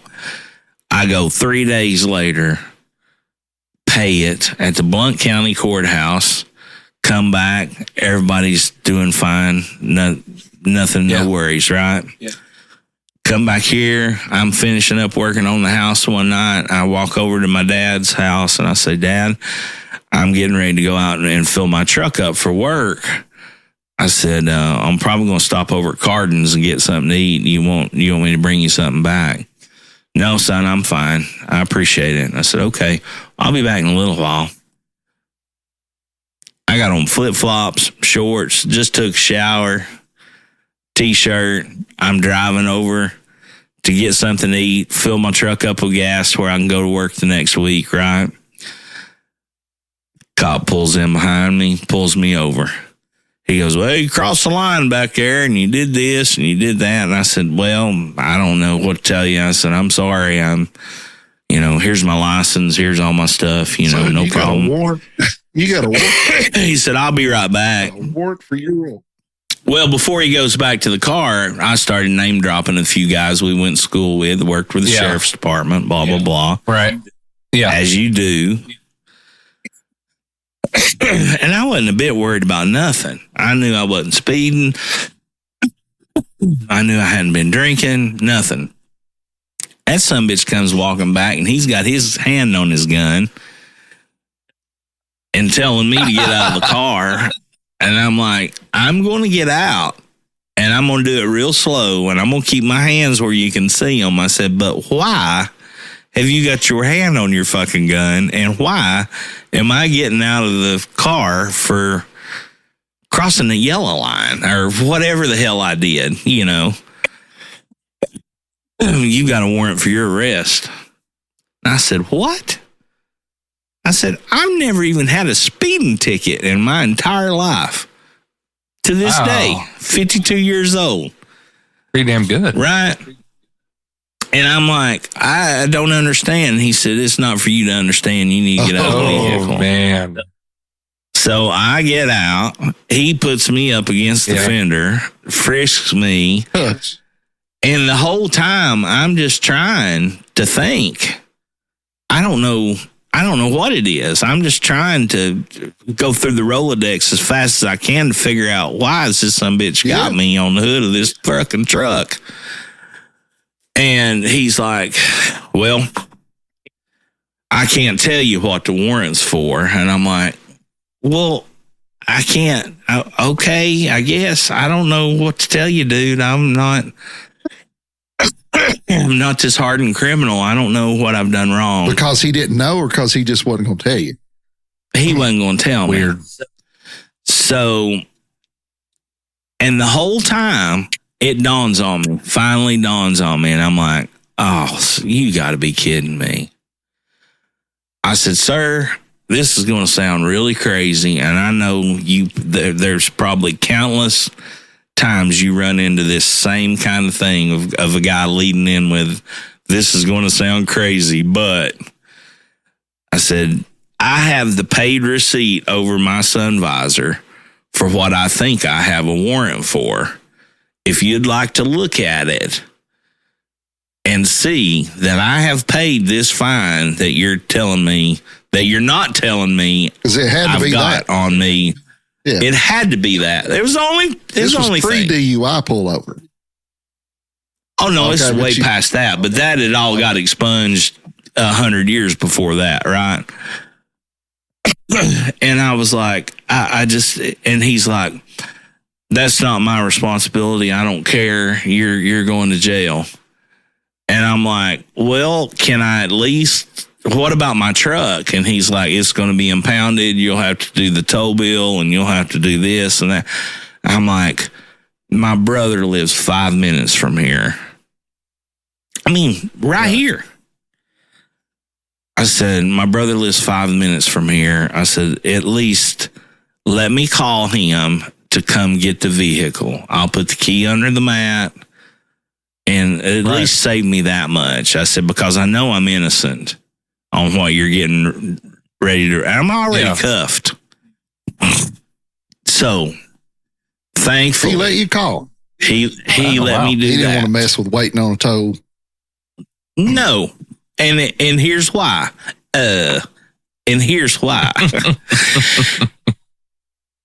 We're coming back from over on Asheville Highway, right there at Tony's, convenient, all the way back through here by my house, by the house I grew up in, by the house I've just remodeled right here. Almost hits a girl that's walking on the street and calls in on her and says you got a drunk out in the middle of Mascot Road walking on the street and about killed her. And the whole time, I'm not even got a seatbelt on in the back seat, and I'm flopping around back there like a fucking 210-pound What's he going dead this fish. way for? Take me to Maloneyville. Really? He took you straight? Yeah. Straight to jail. We get over there, we pull in, and the guys sitting at the deal, as we pull in, they come out, and they're like, oh, well, hey, I can't even, Kalowski or whatever the fuck his name was. I can't remember now. You're trying to set a new record tonight. This is the fourth one you brought in tonight. And he's like, yeah, I'm off in 10 minutes. And I'm like, you motherfucker. And dude, I am fucking livid pissed. Go in. They put me in the drunk tank. I'm in this fucking drunk tank with this dude. Took my flip-flops. I'm in there barefooted in the drunk tank with this dude that got arrested at the Prince concert. That's what year it was, whenever the last time Prince was here in Knoxville. And he goes, damn, man, what are you? And he's drunk off his ass. And he's like, what did you do? I said, I killed a motherfucker for asking me what I did. I said, so ask me again, asshole. Come in, get all my stuff at Knox County. But that warrant was issued in Blount County because Georges Creek is in Blount County. So then they come and get me from Maloneyville and take me all the way back to Blount County, cuffed, hands behind me in the back seat of a cruiser with another dude that's asking me for help because obviously he sees me and he's like, ain't no way this white kid's done anything wrong. Man, when you get out, would you help me? You know, I swear to God. And the Blount County cop drove 120 miles an hour from here back to Blount County because he was also getting off in 10 minutes when we pulled into the Blount County jail. Well, the Knox County, you were at the Knox County jail? In East, wherever. Maloneyville over here. Yeah, okay, yeah. So they come and get me there and take me to Blount County to process Center across from the hospital. Oh, my gosh. Exactly. Yep. Get all the way up there. Yeah. Not much. 120 mile an hour. Yeah. And again, I'm not even in a seatbelt. And we're just flopping around everywhere. And he's the Blount County cop's on the phone with his wife in an argument while driving on the phone. Get there. They bring me in, book me, all the shit, put me in the drunk tank there. I walk in. There's like 2 or 3 brothers. There's a couple crackheads 2 or 3 other guys, and I just walk over there. And as I'm walking to one of the benches, one of the brothers looks up and goes, damn, man, they come get you out of the fucking bed? What'd you do? And I said, I didn't do shit like the rest of you assholes in here. I said, but I tell you what I'm going to do. I'm going to lay down on this bench and go to sleep, and better none of y'all fuck with me. And I just went to sleep. Come banging on the door. McGill. And I'll walk up to the door. I'm going to slide the thing open, look at you, because you're a hardened criminal, dangerous to society, right? The guy goes, what's a PSD violation? And I lose my fucking shit. I lost it. I went fucking berserk. I'm like, you sons of bitches don't even know what it is, and I'm in jail for it. What the fuck are you asking me for? Get out there. The guy that's going to book me and process me for all this is a complete, and yes, that's 4 fucking syllables, asshole. And starts quizzing me on it. And I'm like, dude, if you're not smart enough to know, why am I supposed to tell you what it is? I said, I know what it is now. And I said, I could have saved everybody a lot of work 3 hours ago when all this happened. The system doesn't make mistakes. Is that what he said? Mr. McGill, you're the one who's made the mistake. And I said, you will rue the fucking day you ever told me that. And that's pretty much verbatim. I mean, I knew I was 100% in the right. Yeah. And so you took your receipt and produced it in court. My mom and my brother came and got me, because obviously my brother came and got my truck. They come and get me, take the receipt, produce it in court. And the judge says, Mr. McGill, I'm going to suggest that you seek private counsel for this matter. And I said, I asked something. I can't remember exactly what it was now. And he stopped and said, Mr. McGill, and put his hand like over the mic, and was like, I'm suggesting you seek private counsel for this matter. I said, so you're telling me I can sue the city of Blount County or the county of Blount or whatever the fuck I said.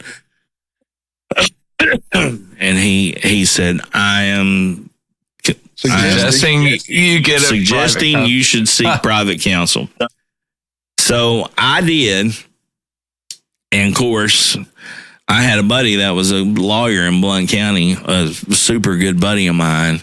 And he looked into it all, and everything. And he was like, man, by the time everything's said and done, he's like, you're not going to, what your damage is going to be, If they'd roughed you up or something, But I had lost a day of work, and the whole time for all of that. But so wear your fucking life jackets and keep your receipts. That's all I can tell you. I know too. You're the second person I know that got arrested for that.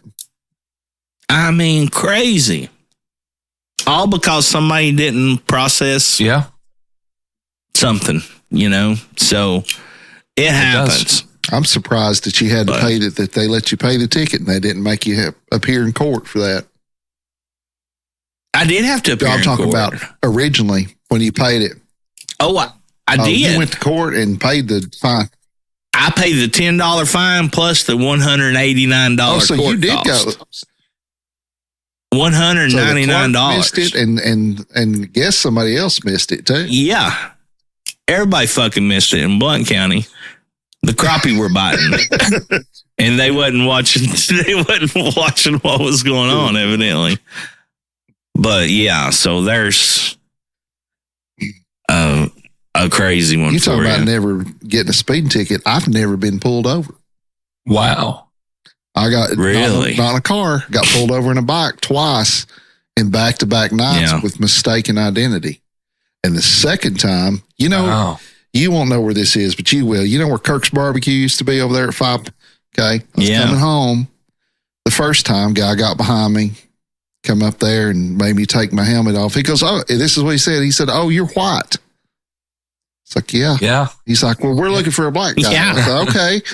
And I knew the bike was similar. I said, "That guy's got a 750. I said, "This is 600. I said, "His is older."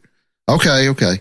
The next night, I was coming down that hill right where Lennon City Church is, right facing Kirk's, and this guy, other officer, pulled in front of me, jumped out and pulled his gun on me.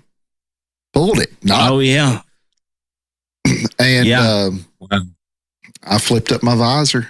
"Oh, you're white." Same thing. Yeah. And I flipped it out that time. I was like, "Man, you can't be pulling Yeah, gun it's on Almost, me." you should have had a moment like from The Jerk. Wait, I am? Yeah. Right? Yeah, I never. Are you? Wait a minute. Wait a minute. Great movie. Yeah. Hey, good guys and good gals alike. If you're looking for somewhere to go to get your hair did, then look no further than the Chop Shop Hair Studio. Our longtime friend and supporter, Cindy Lou, opened this spot located in Knoxville's very own Happy Holler back in 2010. Chop Shop Hair Studio offers a variety of services, including facial waxing, accessories, tools, and a complete line of men's and women's products, along with essential oils.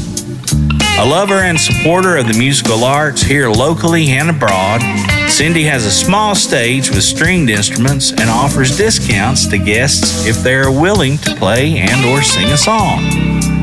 The Chop Shop Hair Studio is a little bit country, a little bit rock and roll, and 100% pure style, just like our dear friend and owner, Cindy Lou.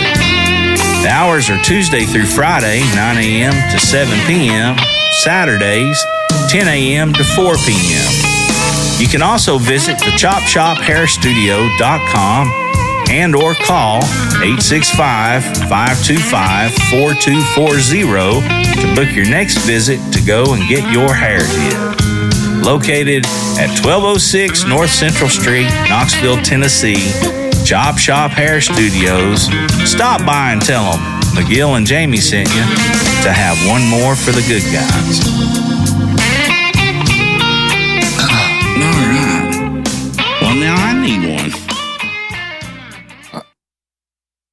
Smoke this one. This is nice. Yeah. Yeah. That's the La Roma de Cuba Robusto. Let's send Hunter another.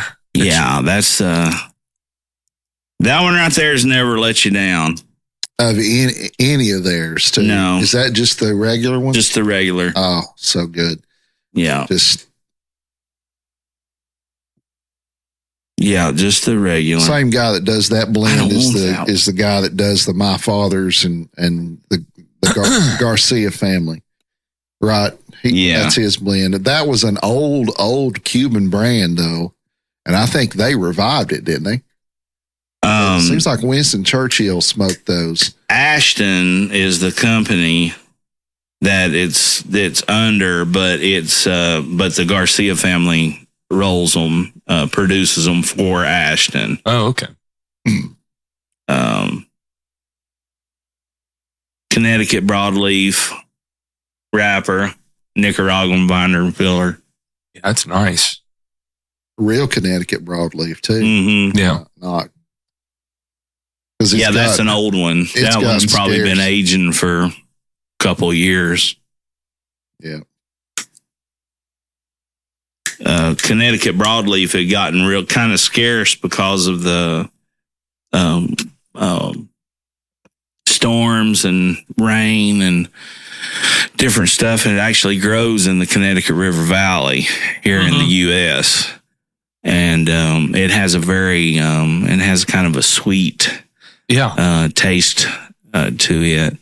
But those have just always been, they burn great. You never get a bad one. That wrapper. They're just so consistent every time, you know exactly. A lot of times like us, cause we try so many different things and, but there's sometimes, which is a lot of fun in that, but then there's sometimes that you just want to You want to what you can count on. Yeah. You know what I mean? Yeah. Like the one you like, this is what I'm going to have tonight. I'm going to have an hour to not worry about anything other than this cigar burning perfectly and, watching Jim Cornette badmouth somebody on wrestling. Yeah, we got NWA wrestling in the background here. Yeah. What is this on Netflix or something? It's on Peacock. Peacock. Oh, they have all the territory days. So good. They have all of them from Mid-Atlantic to NWA to World Class to all of them. AWA. Did you run Wi-Fi out here or something? No, I'm actually picking it up from house from mom's. Damn. Yeah. Good. It's We upgraded to our modem crashed. Yeah. And I went back and to the Xfinity store and was like, "Hey, this is not working anymore." And he goes, "Oh, well, that's the old one. You need this one." Oh, and he gave me the new gateway or whatever, and it's got incredible. I stream everything over here now. That's awesome. Yeah, and never watch the ball games. Never have any buffering. I never hardly ever see it. I don't know that I've ever seen it.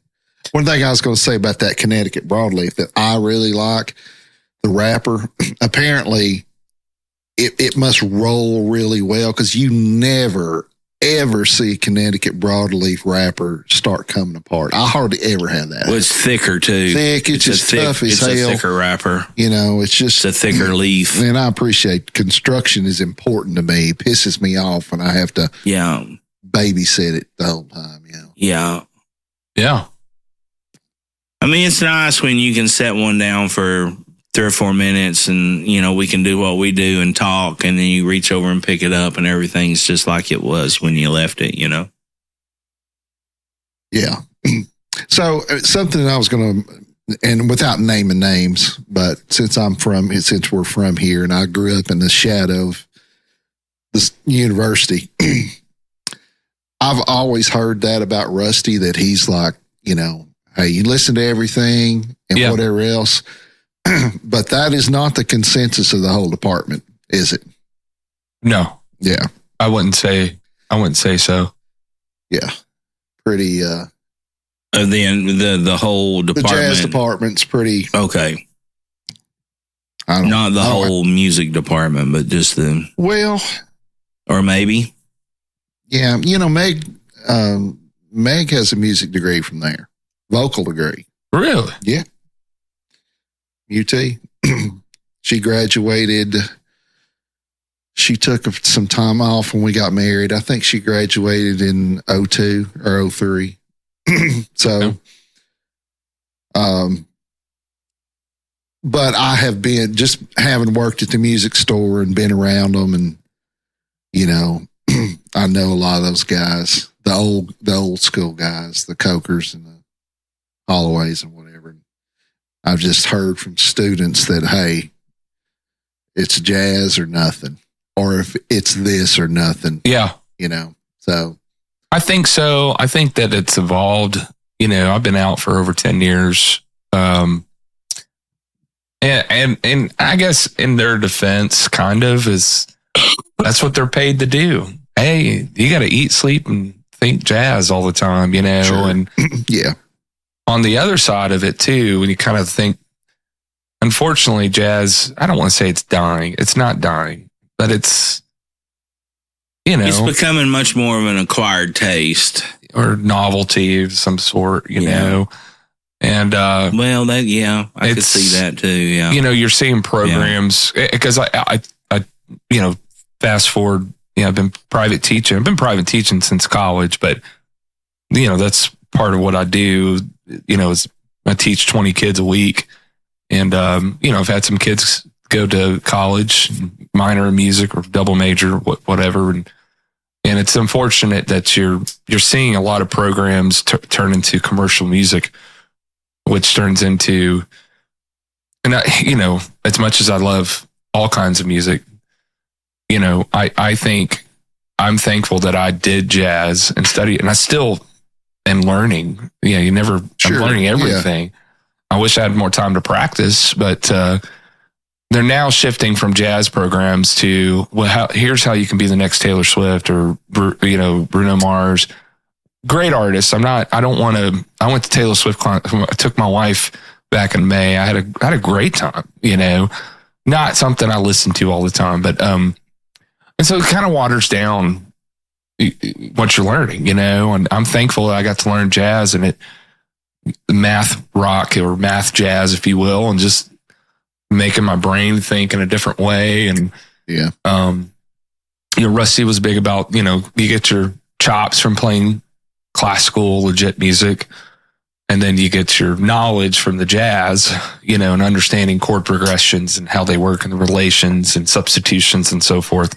And so with seeing these programs kind of die off the jazz side, and then what are we going to do? Learn how to play 4 chords songs?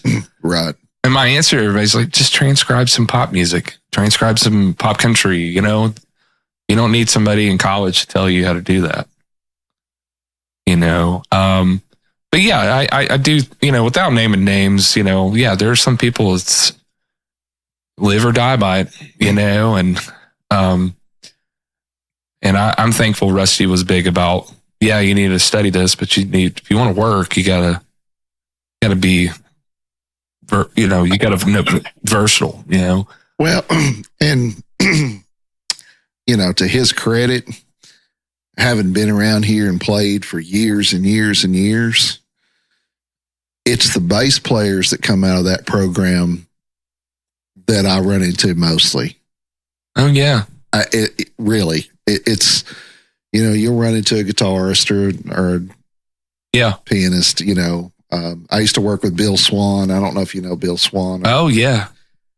He used to teach at the store. Great player. Yeah.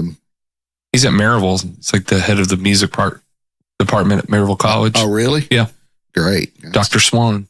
But it's the bass players that you run into out in the field more than anybody else. And that's because of, in my opinion, Rusty's is just real approachable to me. I've played with him once, and it was for a silly. It wasn't silly, really. It was and I told this story before, for his granddaughter's school, and we played Rudolph and Christmas tunes and stuff, and he's just, to be that good and to be that humble, that's pretty rare. Yeah. Yeah. Well, and both of you guys played with a bunch of people around town, and I think Knoxville is blessed with a lot of great musicians, some that have gone through the university and some that never did, Sometimes with certain instrument groups, like the guitar or the drums, perhaps, these guys that are so hammered into the jazz stuff, and then you put them on a honky-tonk gig, and they struggle. I'm sure you've ran into that a little bit. Not everybody. There's some, you got Hunter, Deacon, and there's a lot of team. I've always said this about country and even bluegrass, is it's almost as if how many Indy car drivers came over from Indy to be great stock car drivers? Not fucking many. AJ Foyt is about the only one I can, you know what I mean? I was going to say. That had real success. Not just did the circuit, but had success. But then you take NASCAR guys and move them into IndyCar ranks, and there's been several who's had that kind of success. Right.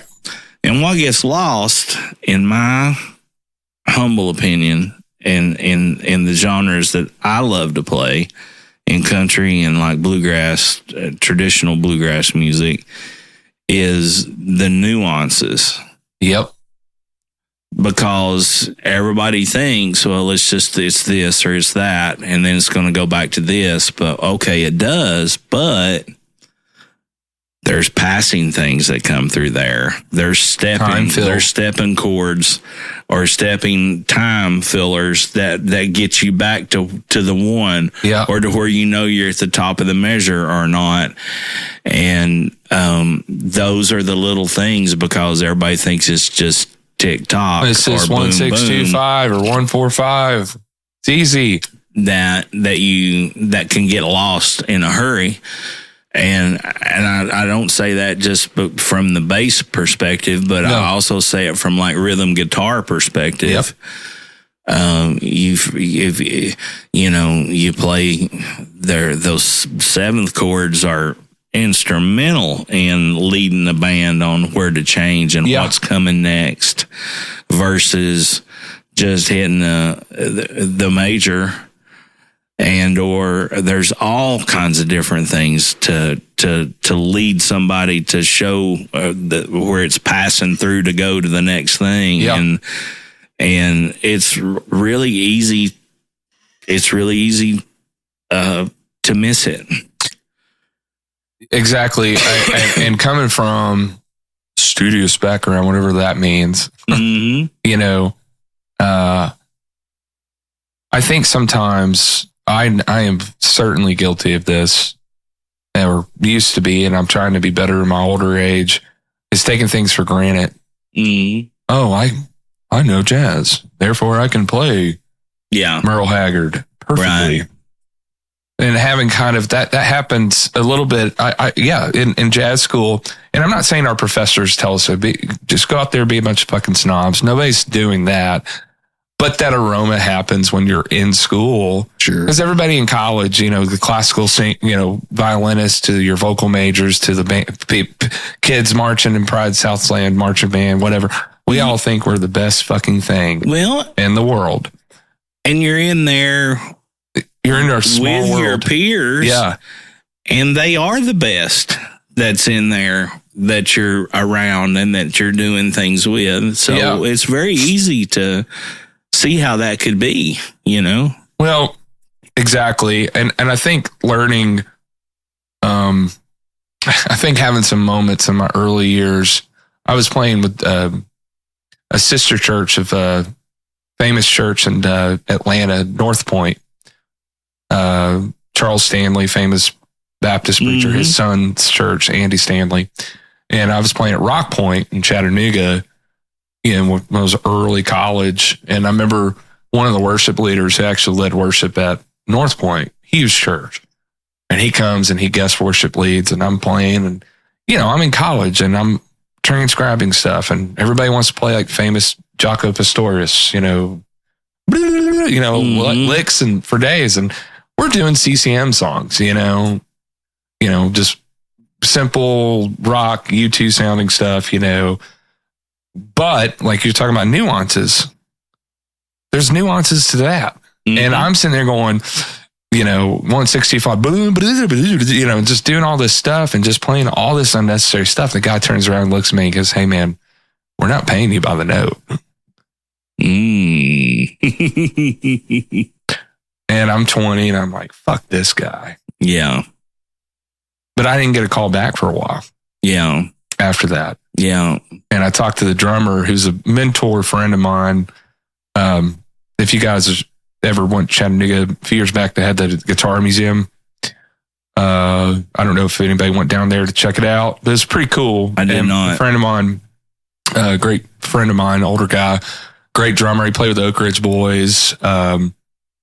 It's had a cool career, and then got in some trouble in the 90s and spent some time in jail. And then he got out, and he forgot his life jacket. Yeah. Well, he was one of the top. To be honest, he was selling meth everywhere. Oh shit! He was one of the top dudes in Southeast. He was, Lord. And he was rolling with it in boats and nice cars, and big house, and and he's like, and not to go off but he said, I started doing drugs just to stay up because he was playing bar gigs all the time. Yeah. And then he's like, oh, you can make money off this. Oh, you know, so he's in his 30s, just rolling in the dough. Then he got busted and everything, and he's, you know, doing much better in life. And anyway, but I called him. I said, man, do you know what's going on? He's like, man, I love your playing. You're young, you're talented, whatever. But you can't overplay this gig. It's a church gig, you know, and that was a huge learning moment for me, and not taking things for granted. And like, nobody gives a shit about all your licks. There's a time and place for that. There is, you know, to show off your stuff. Absolutely. But if you're not playing to the tune, it's the same like if I'm playing, you know, we play a jig and reel together, and me 15 years ago, I've been, and you would turn around and look at me and say, what the fuck are you doing? You know?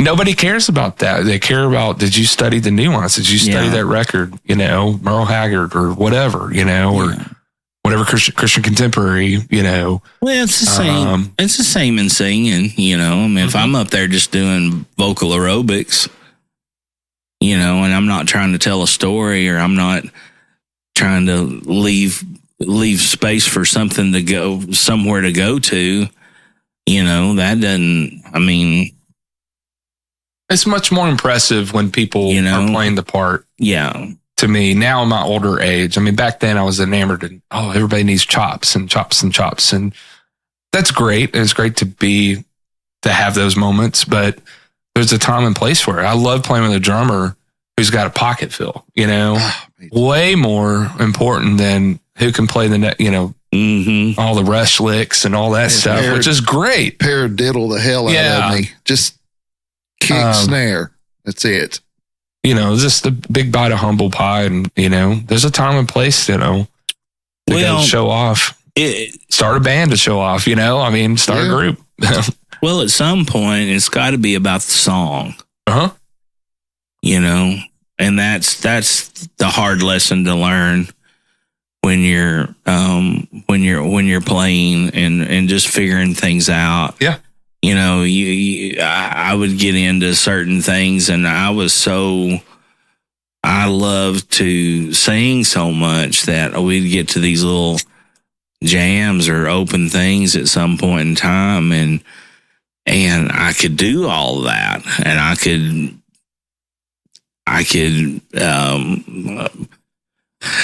put a moving part in on a harmony to where other people never, you know, didn't have the ear to hear that you could do that. But I was also alienating myself a lot because I was just better, you know. And at that time, at that part in that song, I wasn't the lead guy. I was the harmony guy, and I didn't need to be better. Yeah. You know, I needed to fill that space. Yeah. I was trying to learn how to play bluegrass rhythm guitar, and it escaped me forever and ever and ever. Amen. And I just kept... Sorry, thank you. What'd you say? Amen. Now you're bothering me.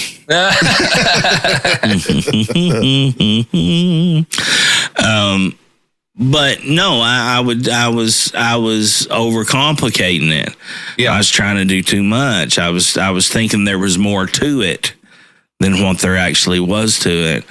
And I'll never forget it. I was in Cherokee, North Carolina at a festival, and we'd played that day or whatever. And I found myself backstage, and I was backstage with Dale McCurry. Wow. You know, that's awesome. And I was looking at his old 18, and hell, you could see daylight through the top of it. You know, it looked like Willie's. It had so many damn cracks and was so old. And I asked him, I said, Dale, I don't have any desire to be Tony Rice or Norman Blake or these hot pickers. I don't want to do that. I want to know how to be the nose guard. I want to know how to play rhythm guitar like Jimmy Martin, like you, Larry Sparks, you know, Red Smiley. I said, can you give me any insight on that? You know, I said, I know I got the voice. I know I'm able to sing. I said, but what do I do about my guitar? And he looked at me and he said, when you want them to hear your guitar, you just put it in there and let them hear it, and then you just kind of fill the hole. Yep. And you sing. And it was like somebody had flipped a light switch on. Yeah. I got it. I finally got it. Like, oh, that's all you do. Now, I may or may not do that right great, or I may or may not, but it hit me. I didn't have to. It was about the song. It was about what it needed. So much more if you were wanting to do that role than trying to overcomplicate it and figure out what to do here, or should I boom chick here, or should I chicka chicka, or should I, no, you just fill the space. You fill the space, and then when you got a little something hot in there, you throw it in the microphone, let them hear it, and you're back out, and you do your thing. And I was like, okay, I got it. I think I got it now. But I'll never forget that. Less is more. Yeah. I had a similar experience to your experience when I was 16. We had this hot guitar player, and he was really good country picker, man, chicken picking. And hell, he was like 18 years old. Looked the part, had hair down to here and whatever. But he was a little diva too. But so was I, So he came in and was playing with us. And, there's no instruction on, hey, here's how to play in a country band. You just listen and. Yep. And I was heavy because I'd been playing accompaniment or by myself all those years and heavy left-handed bullshit, All right. And he's like, quit playing so much your fucking left hand. I was like, I'll come over and smack a taste out of your mouth if you talk to me like that again. But then he was like, I'm serious. You're over whatever. And that, just like you did with your guy, it just pissed me off. And I was like, okay. And I was thinking about it. I was like, he's right. I was doubling down on what I was playing with Shane then, what he was playing. I was like, that's not necessary, Yeah. And then, but sometimes it takes somebody that's, talk some sense into you. Yep. And then from then on, I was like, okay, maybe I don't know everything I need to know. Well, like, if I'm playing my songs that we've all played together. Yeah. And I'm by myself, I play it 1,000% completely different. Sure. Than I play it with you guys. Yeah. Right. When I play it with you guys, there's not room for what I play when I'm playing it by myself. Yeah. Yeah. And it took me a long time to figure that out. Yeah. As far as the different instrumentation was concerned. I noticed that with Rodney. Oh, yeah. And we were at one of the rehearsals, or maybe before one of the rugby gigs or whatever. Yeah. And I was like, don't worry about that. Yeah. Because he was trying to do a quick change or something, Yeah.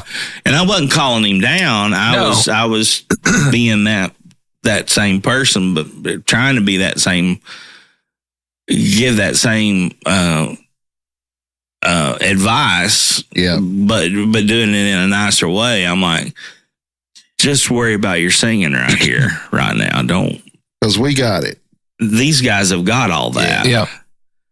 That's what I love about. And then what would happen? Play, Then what would happen after we would do it and then go back to do it again?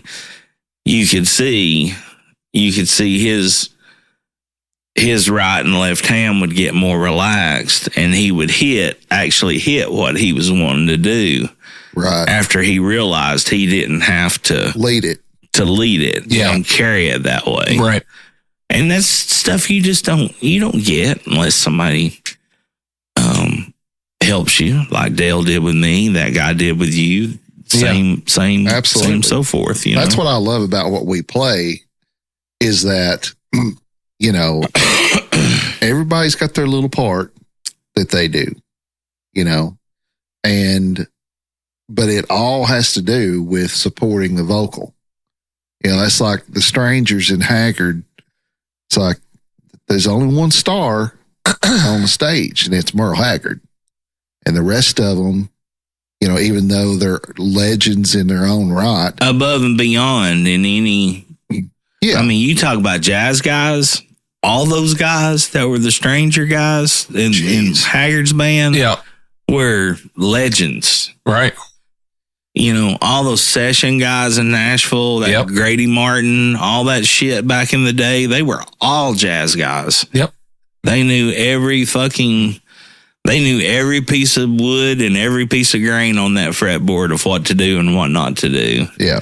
But when it came for that they were hired to do, they knew exactly what to do at that moment and that time. And they were the best at it too. Yeah, for sure. I mean, you can listen to some of those records and it's like the band almost just goes away.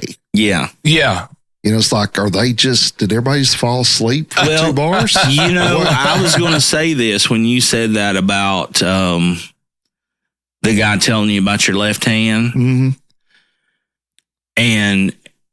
And you talking about the things that you were about when we got into nuances and stuff. Yeah. Is like we could put a recording on right now of a number one of whomever we pick. Sure. We'll just say Haggard because we've been on him for a little bit. But in that recording, you might not hear anything but bass and drums.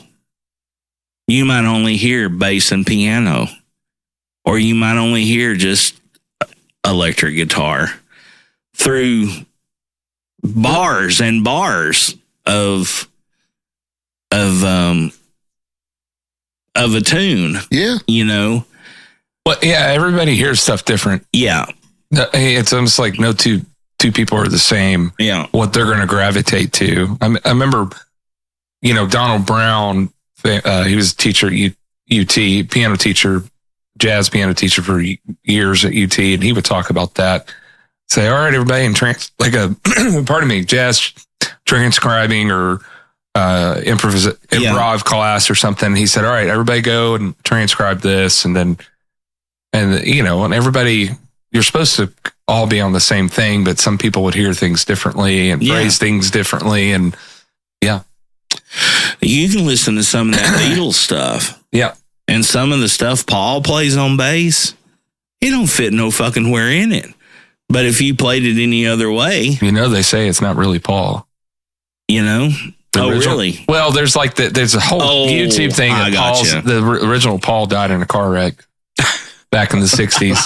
Have y'all heard about that? No, I have. Yes. Sam Quinn. You guys know Sam. Sam went on this long tangent with me one night when his band, he was the band with Steve Corrigan, King Super. They would rehearse at my old roommate Casey's house. And man, me and him after rehearsal, we just stay up talking about random stuff. Anyway, now I'm going on a tangent, but yeah. Well, if the original died, this new one's talented as hell too. No, yeah, I think it's all just a big conspiracy thing. But well, I said that just to be like, you know,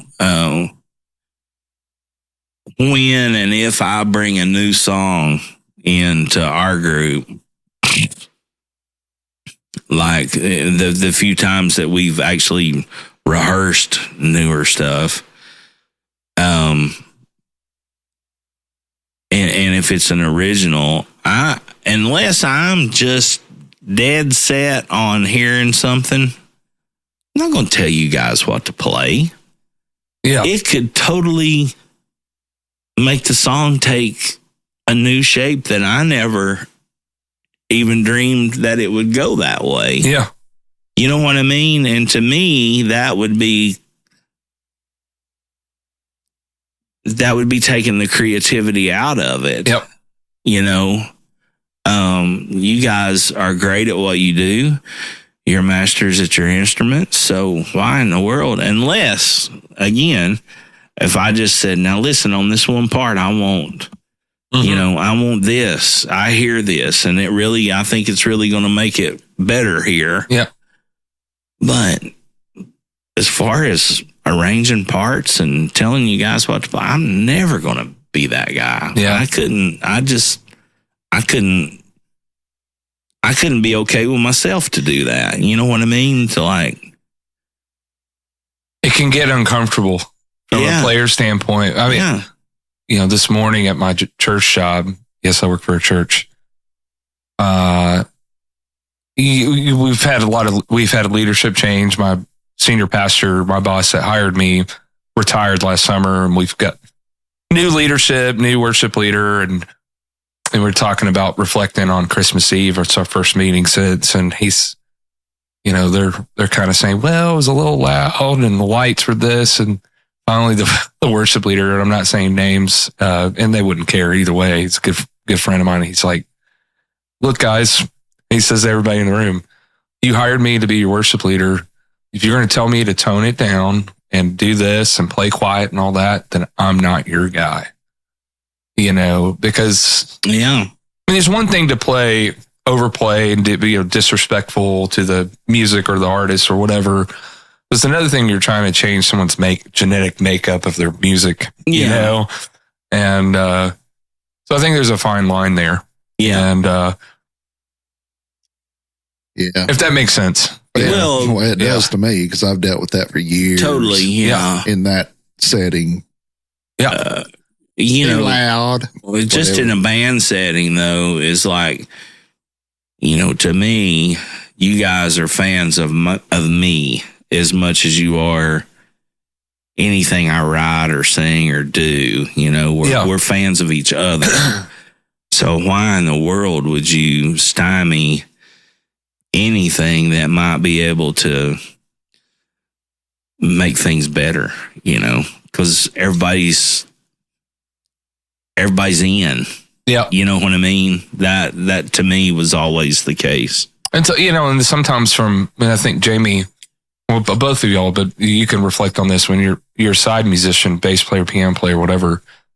There are times where you're just like, this is not the gig for me. You know, I've worked for some singers and bands and cover bands, and I'm like, I'd rather get my feet scraped. They go play a gig with these people. And it's nothing against, you know, some of these people are wonderful people I've played with through the years. And I've been let go of gigs because I overplay or I didn't learn the tunes. And, you know. And they're talented. They're good. Being lazy on my part, being lazy. But, and then I've worked with people that I just know I never want to play a note with them again. And I'm their fan, you know, on the other side. But I just, you know. Oh, yeah. That happens all the time. Yeah. We had this dude came in one time up in Gatlinburg and asked us to be his band. He had some kind of deal up at the convention center up in Gatlinburg. And we were like, yeah, that's fine. Now, I was totally coming from a frontman role and band leader role to being a rhythm guitar player and a harmony singer. Yeah. Which I love singing harmonies. Yeah. If all I had to do was be a harmony singer to somebody that could actually sing, shit, sign me up. Yeah. I will totally stand back there and be a harmony singer. I love that. Yeah. And this guy was good, and he had a good show. He was an entertainer. But I played the one thing, and he turned around. I hit something wrong or did something, you know, didn't do it exactly the way he gave you the side eye. Yeah, and I was just like, God, I hate that. Okay. So I figured it out on the fly. I've corrected it. But I know exactly what you're talking about. It was just like, yeah, we might as well be done. Yeah. You know, we had 2 more performances to do, but we might as well be done because I'm having about as much fun up here right now as I could be, you know, ripping my toenails out with a fucking wire pliers. it was just, vibing on stage is one of the worst things. Yeah. And I can be guilty of it. I'm an eye roller. I know I am. I do it in meetings. I do it. I'm like, oh God, here we go. Or whatever. But when people are shooting vibes on stage, it's one of the worst feelings in the world.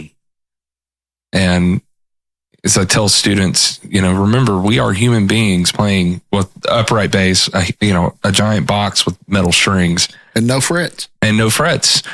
But we're human beings playing fretted instruments and keyboard and whatever. Sure. And shit happens. Nobody's perfect. Yeah. Take yourself too damn seriously. Yeah. That's the thing. It's like, you're going to screw it up. Well, and there's a time and place to address things like, okay, oh yeah, that chord, blah, blah, blah. Yeah. After the gig, hey, remember on this song, just, I don't know. Well, that's a whole nother side of the business that you learn of being a professional is on, communication. But, I've already heard better than you. Yeah. I've already heard better than you, and you guys have already heard better than me. Yeah. Right. You've been listening and playing music how long? Yeah. You know what I mean? Right. So you can leave that at the door. Yeah. We're up here searching for some semblance of harmony and togetherness to make this what we want it to be. Well, and versus, you say that all the time, and that is a good way to put it. But the other thing is I've heard a lot better than me. Well, yeah. That's me the thing. too. Oh, God, like, me too. Yeah. That's why I retired. Absolutely. And quit playing is because it's changed now. I'll say this. It's changed. But the music scene in Knoxville in the 90s, when new country, not this shit we got now, but, yeah, decent country stuff started getting popular. Man, it was one damn diva after another. I just couldn't take it no more. Yeah. It's like, yeah. You're it's like you said, I've heard better than you. Yeah. I've heard a lot better than me. It's like every time, how when somebody come up to you after you play and they're like, oh man, it's so amazing. It's so amazing, whatever. And I'm like, oh, thank you, whatever. And just give them the thank you, whatever. And in my mind, I'm like, I know 12 people personally better than me, like that I know. Or in my mind, if somebody's like, man, that was so great. And then you're just like, fuck, but I messed up on this song. I forgot the chord change here. I did this. And I'm like, yeah. Yeah. I mean, you're your own worst enemy. And I think musicians that take it serious or, professionally, we're perfectionists, we're our worst critics, and we totally are. Yeah. But when somebody does that, you smile and fucking say thank you. Yeah, absolutely. I'm always like, because nobody wants to hear your sap story. No, nobody gives a shit about that. Dude. Yeah. They just kill the vibe. They just got enough. Well, they got something out of the performance. Exactly. And they just got enough. What am I looking here for? They just got enough of confidence into even approaching you. That's right. And telling you that. I don't like doing that. Yeah. And I play and exactly. But I don't get to get out as much. And, I guess, I gave y'all the sap story of, working in country music and touring and I won't go into how everything broke up and there was some issues, but I hit a point in my life shortly after I did the Canadian tour and then I did some more fly dates and I got to tour with Easton Chamber. I'm getting my names mixed up. Easton Corbin. He's had a few. He's kind of a throwback. They call him a throwback guy, sort of to your Alan Jackson. Yeah, throwback 10 years ago, 20 years ago. Yeah. But that's what they would call him back, because his manager, he managed the same younger artists I worked with. And I got to tour with him. That was a great experience. But about, late 2014, I thought, man, I don't want to do this. I'm basically living in my car, sleeping in a shitty apartment in Nashville when I'm up there. I'm tired. I'm playing. Broadway was cool. It was very cool, but this was not the life I wanted. I didn't want to go. Exactly. These guys, and I got great friends that are doing it still, and they're making good money.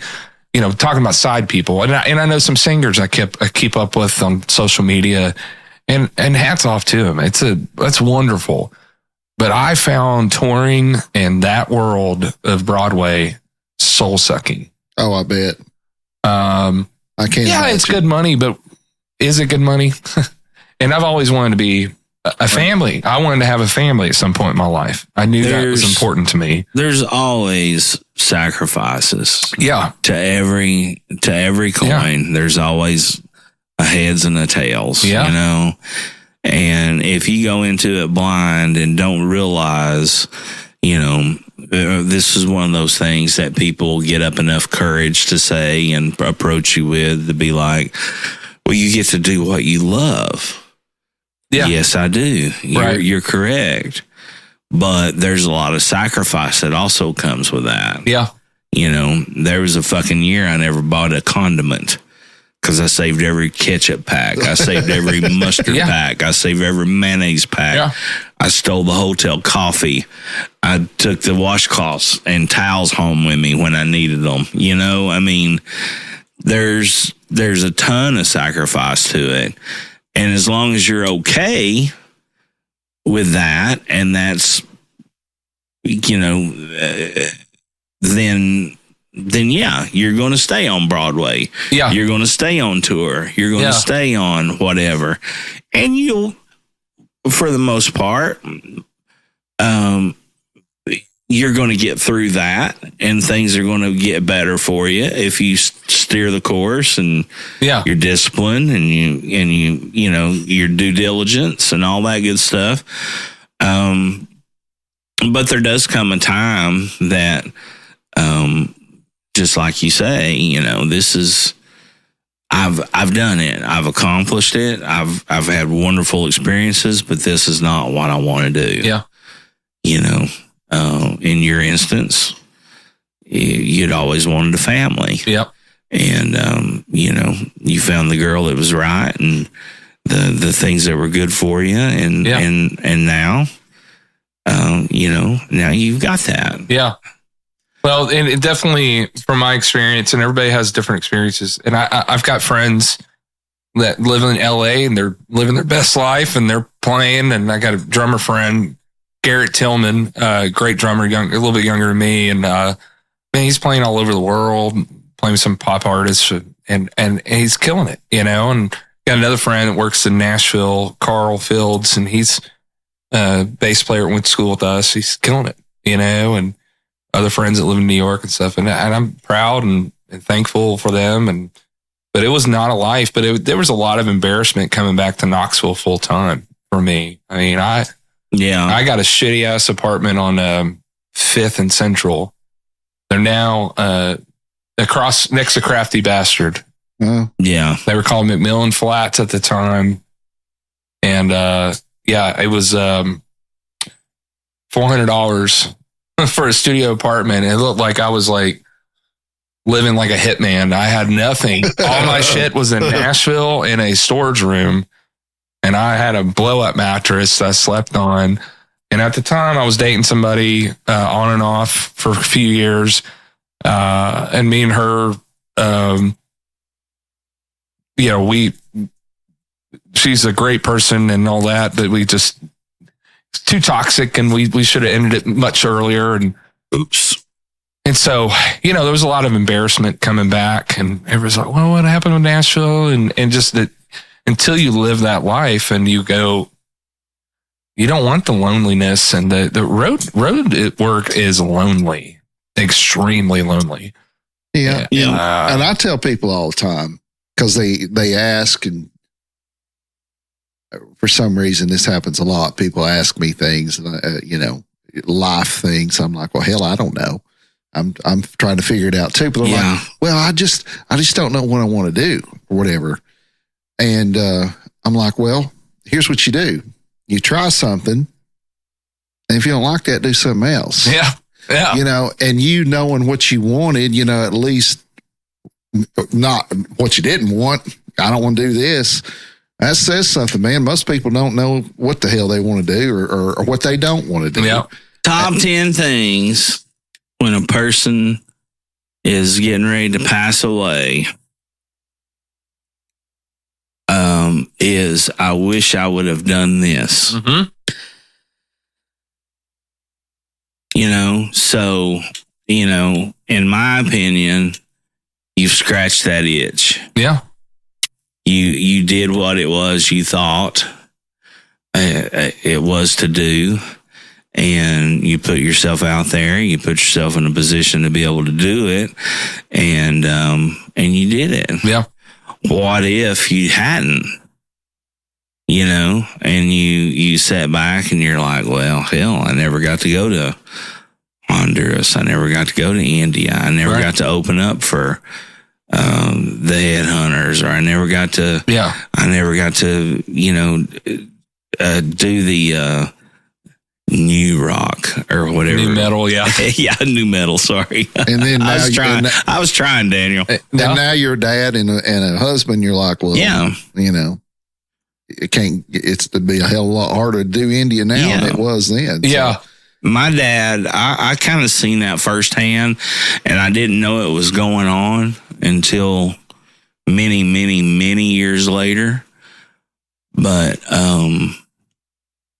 I know my dad had that regret of why didn't I try it? Mm-hmm. And I remember, and we've said it on here, and I won't dwell on it, but I remember coming to him when I had my first opportunity to actually make a living and put money in the bank every week of playing music. Yeah. And he was like, well, what are you going to do if? Yeah. What are you going to do if? And I'm like, I can't think about the if. I've got to do the now. Yeah. Or I'm going to live with it. Yeah. I didn't know it at the time. And I probably didn't know it till many years, either right before my dad passed or after that I did to a degree, but sure. But to know that, I wouldn't take anything for it. No. My goodness, I've got to go everywhere. Yeah. And I've got to do it on my terms. Yeah. I never got to play the Opry, or I never got to do this, but I can still remember right now the feeling I felt when I heard myself singing on the radio for the first time. Yeah. And that's pretty fucking incredible. Yeah. When you're a kid sitting in your car after you've just washed it and put Armor All on your tires, listening to something, singing along to a cassette or singing along to the radio, and knowing you can do it just as good as they can. Yeah.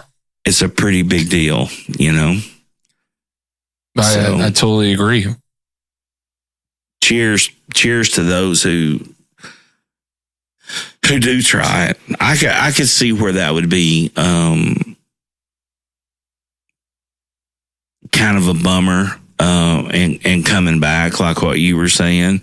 But I can also see it as what we all said just a few minutes ago of we're our own worst critics. Yeah. So maybe, it's probably more maybe not me everybody else thought that same thing. Right. No. Yeah. I mean, when you look back on it, and I like to sleep in my own bed. I have 3 cats. They're important to me, and being within 2 hours from family, and and now you got little Harvey. Little Harvey. Yep. How old's he now? He'll be 5 months, January 13th. So, man, he's hit that age where now he's starting to know, okay, you're dad. Yeah. She's mom. Yeah. You know what I mean? Like they just hit that time where the first 3 or 4 months, they're, oh, yeah. And then all of a sudden it clicks. Yeah. And they just know, okay, you're the other person that takes care of me. Yeah. That was my granddaddy's name, Harvey. Yeah. Harvey. Yep. Yeah, we Wade is his middle name. That's my great grandfather's first name, my grandfather's middle name, and Harvey. We were just trying to think of something just kind of flow with the name Shifflett, the last name, So avoiding an S as an N, Davis Shifflett or something like that, just those kind of things. So we came up. We were going to go with Hunter. And then all of a sudden we went to Harvey a couple weeks before he was born. And I like it. Yeah. Bring Harvey back. You don't find too many Harveys. No, it's very.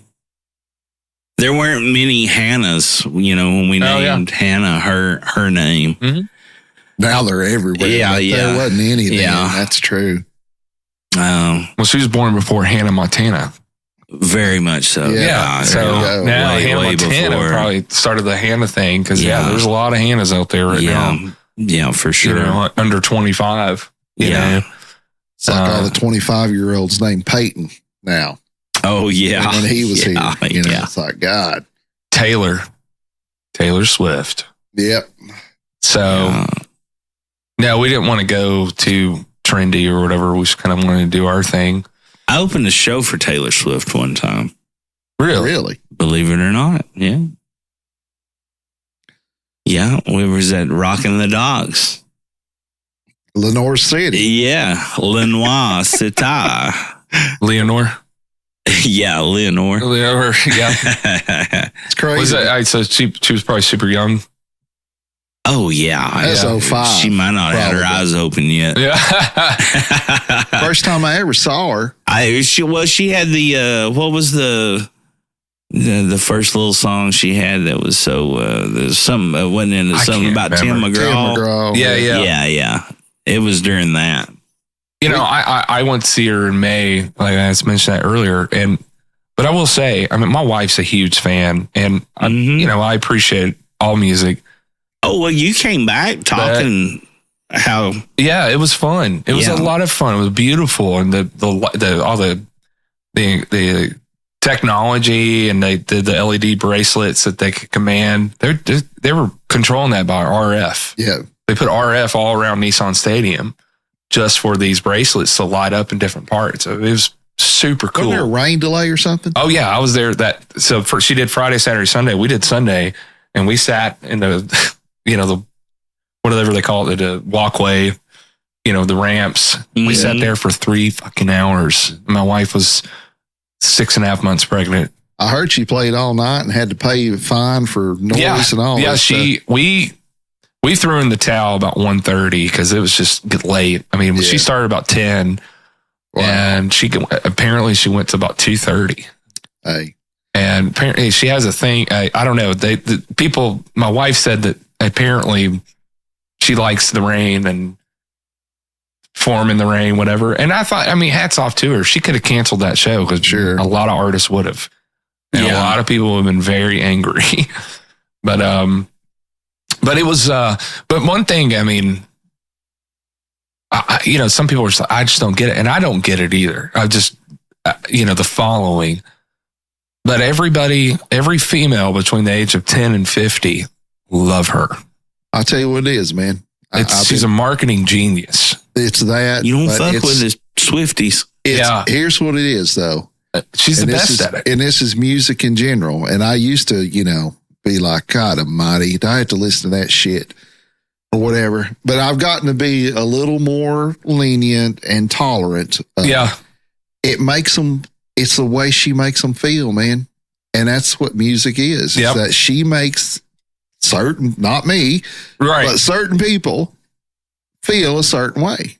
And if you're 20 or whatever, you've been listening to her since you were 5. Yeah. And it's your whole, she's our Garth Brooks or whatever, well, and it's simple. And also it's all singable stuff, her range. Yeah.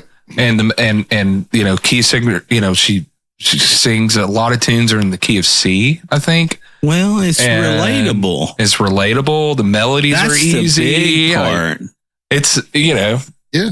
It's relatable.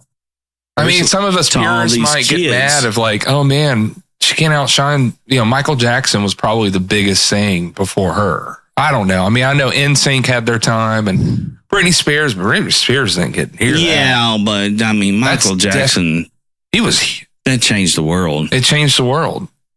But, some people today are like, she's bigger than what he was in the 80s. Yeah. I mean, not to go on a tangent, about Taylor Swift, but.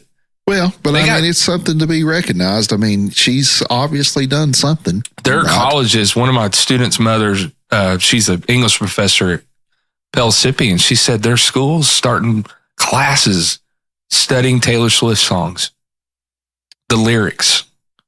Lord, my eyes did roll that when she told me that. That's a little over the top. Holy shit! But I mean, yeah, but I mean, keeping a really, really open mind on that. I mean, subject matter and everything that she is talking about. What if that is the only thing that gets that age group of people to think about having a voice of their own and putting something out there? Yeah. Whether you think it's total shit or not. Sure. Yeah. You know what I mean? That's a pretty good point. It's absolutely. I mean, that's what I'm here for, folks. Yeah. Well, thank you. Every now and then. But I guess my wife kind of got back to me because for my, I guess it was 32nd birthday of 2019, I wanted to go see Kiss for my birthday. And we went to see Kiss. Yeah. One of the best shows I've ever seen. Where was it? Bridgestone. Oh, nice. Hey, listen. Hey, listen. All I can say is I have spun this as many times as I can spin it. Oh, no. Here but now you are stepping on the bare wire of my emotional makeup right now. Kiss. Oh, no, I'm just teasing you. Well, I mean, it's great. Brendan Wright gave me so much shit. He's it's like Disney on Ice and WWF. Hey, just tell him to turn his fucking hat around, right? And he'll be fine. Yeah, I'm like, dude, if you want to talk about marketing geniuses. Oh, my God. Are you those kidding guys me? Are, I mean, they're supposedly hanging up the towel. But there's already rumor that they're going to keep going. The brand's still going to go. They're just going to fill the 4 positions. Really?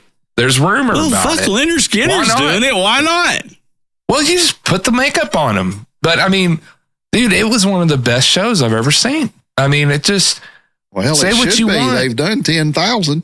I mean, they ought to have it down. Jake Smith came, guitar player Jake. Y'all know Jake. And, and man, and me and him were like, are we going to know all the songs? And damn, we knew more of the songs than we thought. I mean, God of Thunder and Detroit. But it was the coolest thing, man. Oh, dude, they came in. They had these big LED platforms and the curtains up. And they said, they always start the show going, whatever town, are you guys ready to rock? Bam. Yeah. And they're coming down on these platforms. Down. And it's like, I had one of the greatest euphoric feelings in my life. Everybody's going crazy. Raising hell. Jake and I were just like schoolgirls. Like these 65-year-old men are killing it. Anyway. I love it. And they probably were playing the tracks, but I'm not going to, I don't know. Who cares? Yeah. At that point. Fuck, somebody was shaming. Hey, listen, we already put Milli Vanilli in jail, so fuck it. Everybody can play with tracks now. I'd love to see Aerosmith, I think they're coming soon. God. I know. Ugh. Well, apparently, I love Aerosmith. Yeah. There's some great records. Dude, there's so many good fucking records. Yeah. But they've only had 2 number ones. Can you believe that? Listen, man. I think I heard that somewhere. Folks, you can't see me, but I'm just taking my glasses off. I'm wiping my face. I'm doing everything I can. When that motherfucker come out with a country record. Oh, well, I never listened to it. How much more money do you need? When you got people, he's probably got 20 illegitimate kids out there he's paying off. Who knows? And I tell you what, man. I mean, I've always, speaking of kids, how did someone as pretty as Liv Tyler? My mom says this all the time. Come out of that guy. Yeah. Come out. Yeah. A guy that could give a hickey to the whole state of fucking New York. I mean, yeah. I don't know who her mama He's an ugly is. son of a bitch. I don't know who her mama is, but she's got to be the hottest. I think her mom woman. was a groupie. I think the story is like he didn't even know about Liv or whatever for. I think you're right. I think you're right. She was about 10 I think I remember before hearing 5 that to as 10 well. years old. Yeah. And this groupie, Steven, hey, you remember me? Hey.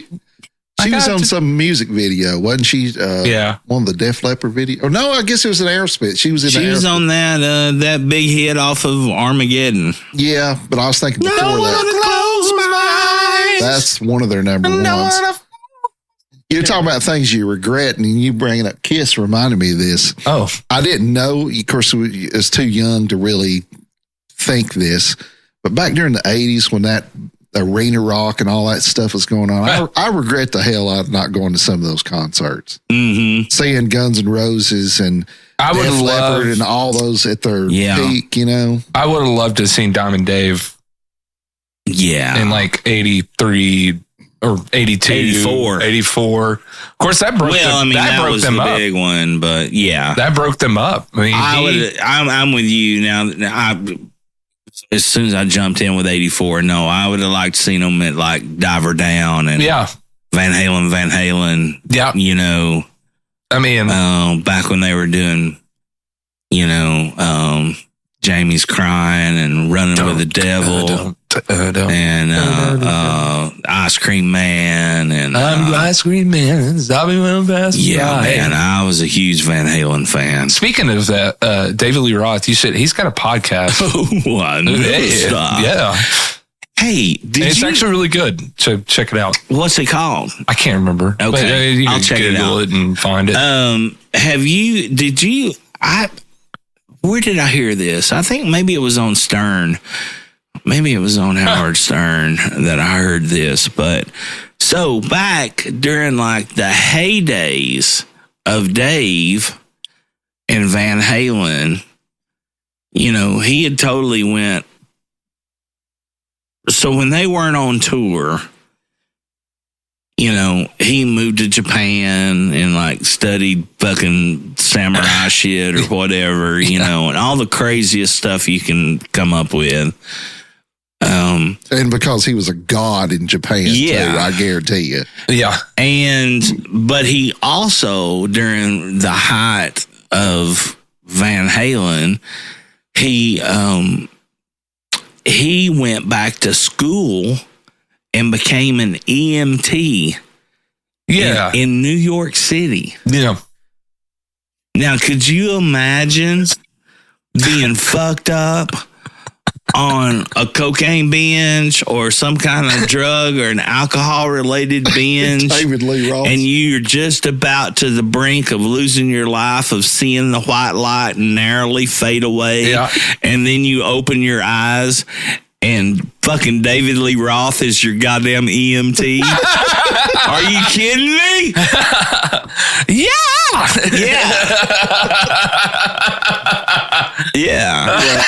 I didn't know that. I didn't know. Yeah. I may have heard that somewhere. I think it was on Stern that I heard where I heard it. But yeah, he went back and like worked as an EMT for the state of New York in New York City. That's cool though. For like a year or two. Wow. What? Yeah, I think I did. You know, watching some sort of documentary how crazy, or something. I mean, he won't ever regret not being an EMT in New York City, by God. No, but could you imagine? Did you like the Sammy Hagar stuff? Yeah. I like people are the Red Rocker, man. Man, there was some great hits. Right Now? Yeah. That was a great song. But the best one that I liked was that was completely un-Van Halen in a lot of ways by just the way it sounded, but because Eddie was such a fucking badass, was that come on, baby, finish what you started. And he's doing all that chicken picking off the front of it. Oh, that was so good. Well, there's a reason why, like, you know, I like the Van Hagar days. Oh yeah, well, and that was like Eddie and Alex's makeup. That was their. That's what they wanted, you know. And there was just too many musical differences between what David Lee Roth wanted. Well, you know, and it was going to be bad. Two German brothers and a Jew lead singer. Are you fucking kidding me? It was never going to last. Recipe for disaster. It was a recipe for disaster. Yeah. No, but I mean, you know, there's a reason. You guys know Andy Wood, local monster. Yeah. And there's a reason why, like, Andy's got a huge YouTube following, and there's another great guitar player, Ben Eller. He'd be a good one to have on. Oh, you should. He's great. Yeah, I've played a few shows with Andy. And Ben Eller is way back in the day. Y'all should look at Ben. Ben is kind of like a hidden gem in Knoxville, but Ben Eller? Ben Eller, yeah. He's got a huge YouTube following. He does all these instructional videos. And I've seen him. Yeah. Long, dark hair. And he plays in Andy's cover band, and they do all the 80s stuff. Greatest name ever, Skank Banger. Skank Banger. Yeah. If y'all haven't seen them, go see them. It's awesome. I've heard it is. It is. I mean, that's one gig I'm like, man, I'd love to play bass on that stuff and put a fucking wig on.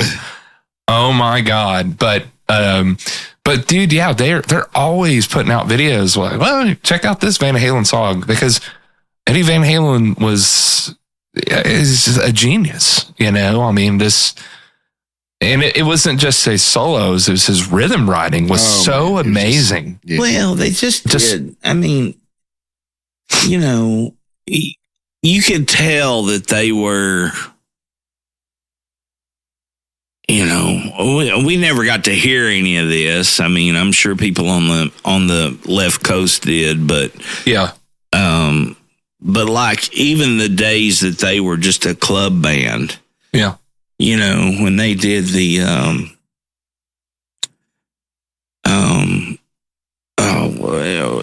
the covers they did, yeah, they owned them.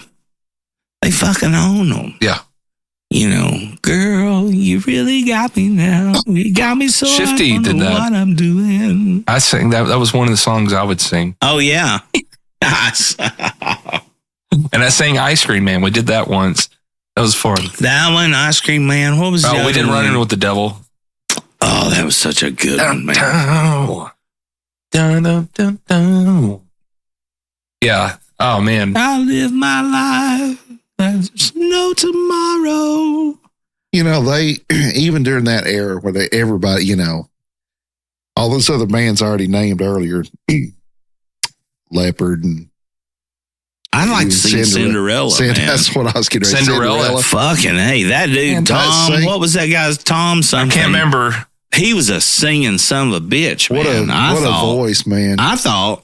But even during that era when that was just huge, you know, I can remember being a kid and listening to that stuff. And even then, with all that going on, because that was it then, right before hip hop really, everybody still looked at Van Halen with like reverence compared to the rest of them. Oh, well, like, for sure. Def Leppard, you start naming off bands with your buddies, and everybody's like, Van Halen, and everybody, it's almost like you take your hat off for Van Halen. Yeah, you know? It's just like this. There's also a group of people that think Van Halen were a bunch of, you know, was a silly girl band of some sort. There's that whole like, sure, making fun of like Motley Crue and all them. They're all pretty dudes, you know, and all this shit. Yeah, well, fuck those people. Yeah, exactly. Fuck the them. Best, the best record, in my opinion, the best record of, come on, brain, you can do it. The best record that Def Leppard did was that High and Dry. Yeah. That chick jumping into the empty swimming pool on the cover. Jesus, that was a fucking record, man. That was a great record. But that wasn't their big. That wasn't. That wasn't one. That probably was the record that like put them on my radar. Yeah. But that wasn't their biggest. I mean, Pyromania had to be Hysteria with Pour Some Sugar on Me and that. But the what was a Photograph? That was on that. That was on that High and Dry, wasn't it? I think so. Yeah. If you go back and I tell people this all the time. Not Photograph. What am I thinking about? They had a. Did they? I think they did that song, but I'm trying to think of the. I don't have my Google machine with me. Have y'all seen the commercial? Somebody sent you mentioned Cinderella, and back in the day when people would do commercials. Hats, chili dogs. Yeah.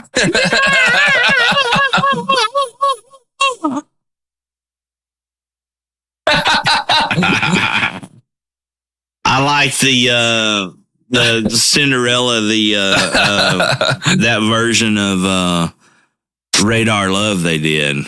That was a killer version they did of it.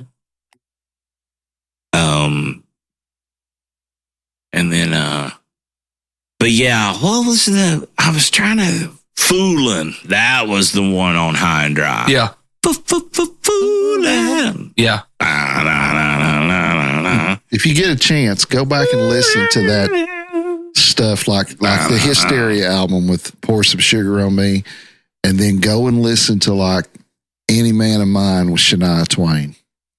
Oh yeah, well that was Mutt Lang did them both. It's like he just took that sound and gave it to her. It's the same stuff. Yeah. Wait, so they had like same producer or something? Mutt Lang was her husband. Oh, and producer and he produced that first big hit album she had. Florida Georgia Line. You guys have heard of them. Yeah, unfortunately. But they had that. There was a producer for them. He did a bunch of 80s records. And so there was that bro country influence, or the 80s kind of hair metal influence in a lot of bro country. Oh, and the harmonies, too. That's a lot of Mutt Lang. I think produced Back in Black too. Yeah, but he married her. I didn't know that. Doing a lot of the background vocals on her early records too. Yeah. And it's the same. You listen to it, it's like, oh my God, that's Def Leppard. Yeah. Same, big. What song? What? Any Man of Mine. Any Man. Yeah. That drum part, Yep. Any man of mine. Yeah. I mean, I had the biggest crush on her in middle school. Everybody did. Yeah. I mean, I did too after I seen her in that porno video wearing a Coors Light t-shirt. Taking it from behind. I probably shouldn't have said that, but I think it might have been a fake. It might have been before we knew there was fakes out there that you could do that, but we still like to think about it. Yeah. That's all right. I've seen her your twice. Boots been under. Yeah, I've seen her twice in at Thompson Bowling, man. Well, she's still doing like a residency show out in Vegas. Yeah, I think so. But her band was hot. Yeah. The best bands. I think Reba's band was the best band I ever saw as far as that. I'd love to see Reba. But Shania's band was really good. Jessica Watson wanted to be Reba. She said that on the podcast. That makes sense. Yeah. Who wouldn't want to be Reba? Yeah. My God. Yeah. I used to watch the sitcom when I was a kid. It's on all-time syndication. Yeah. You can still Yeah. It was a good show. But God, man, Reba could sing, man. Absolutely. Absolutely. Well, Reba took every cheating, heartbreak song that country music had done for years that men had sang and had a woman's voice to it. Yeah.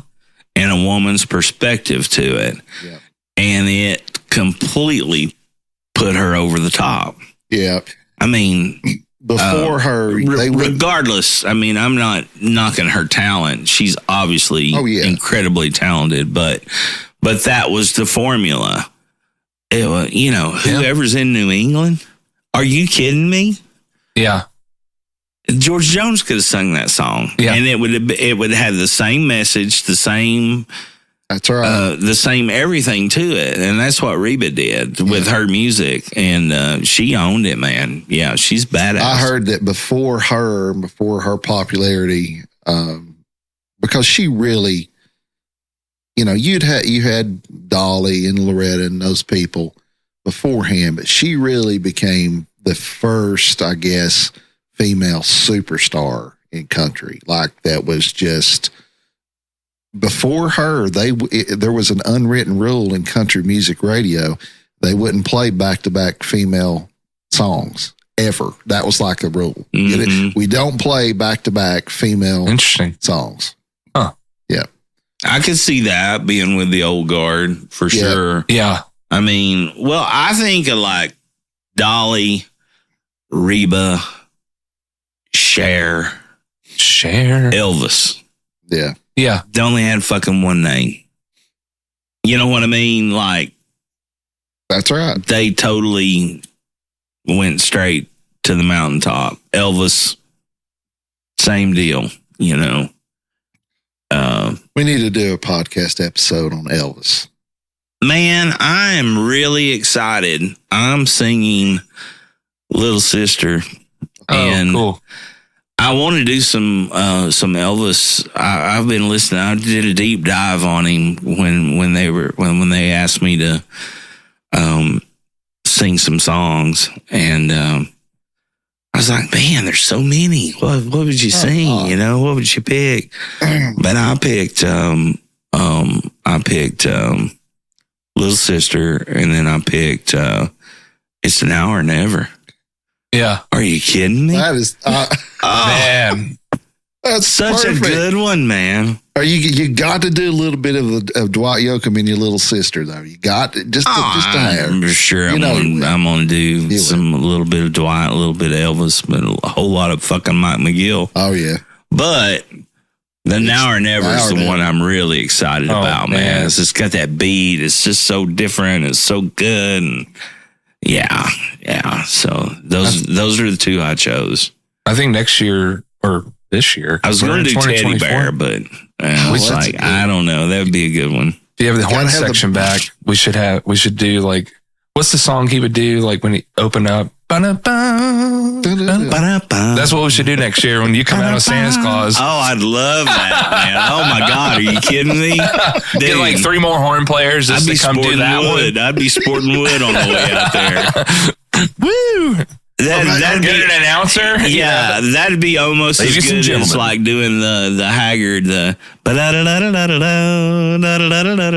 or Buckaroo or something. Yeah. Maybe we can do it when you make the change and you come out as Santa Claus. Boom, boom, boom, boom.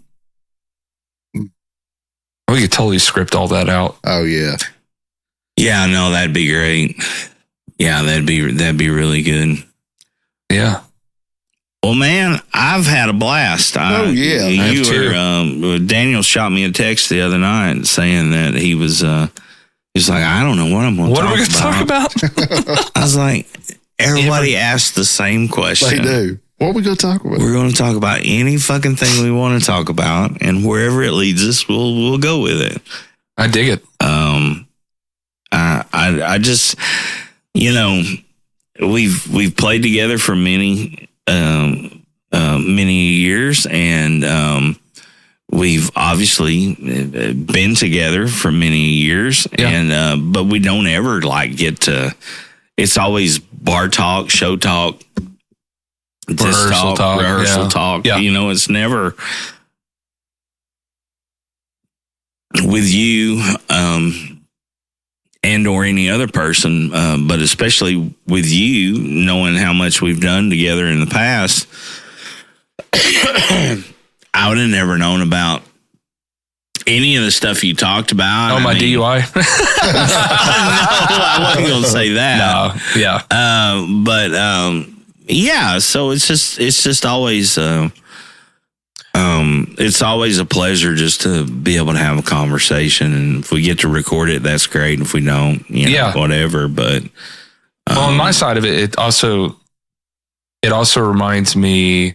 I think it helps you relive it, doesn't it? Yeah, I'm reliving some things, and I'm not an old man yet.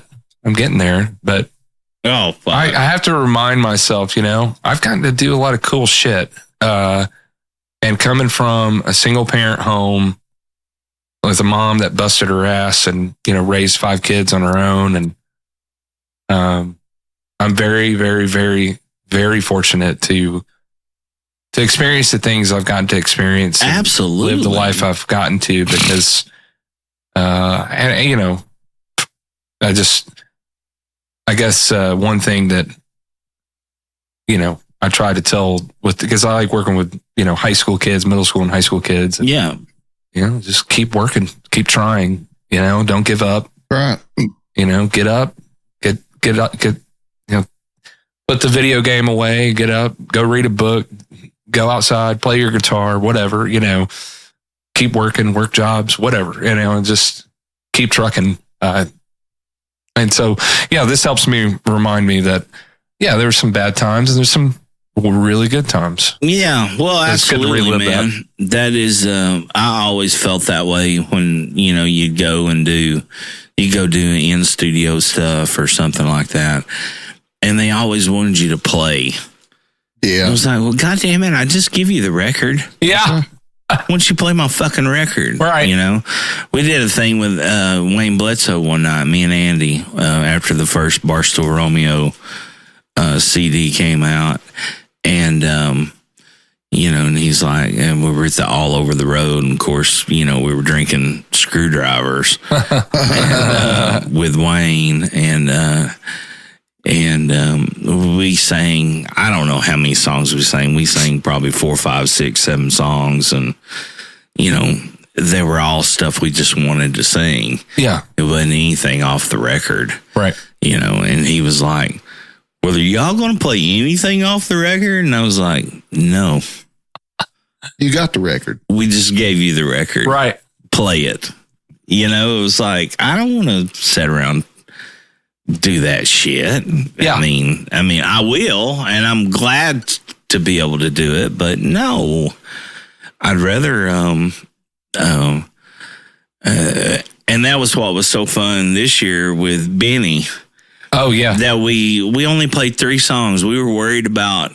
What are we going to play? Well, we were just 3-piece over there, just me, Daniel, and Poe. And I thought, we were like, well, we could do this, we could do this, we could do this one, this one, this one. And, but Benny's so great at... Yeah. I saw him at the bistro. He was at the bistro setting Saturday. you up, leading you in, parroting things that you good. said. It was really good. Yeah.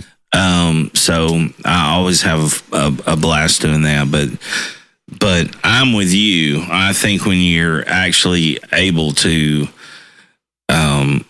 sit down and talk, you think about things that maybe you normally would or wouldn't talk about, and things come out, and and it's even though we're all sitting here with microphones in front of our faces, the job that I think we have here with the podcast and with the honky tonk is to make everybody comfortable enough that you just forget that any of this is even here. Yeah, so you talk about your DUIs. And you talk about your DUIs and your PFD violations and all that good stuff. My group text, can y'all cut that out, please? No. Yeah.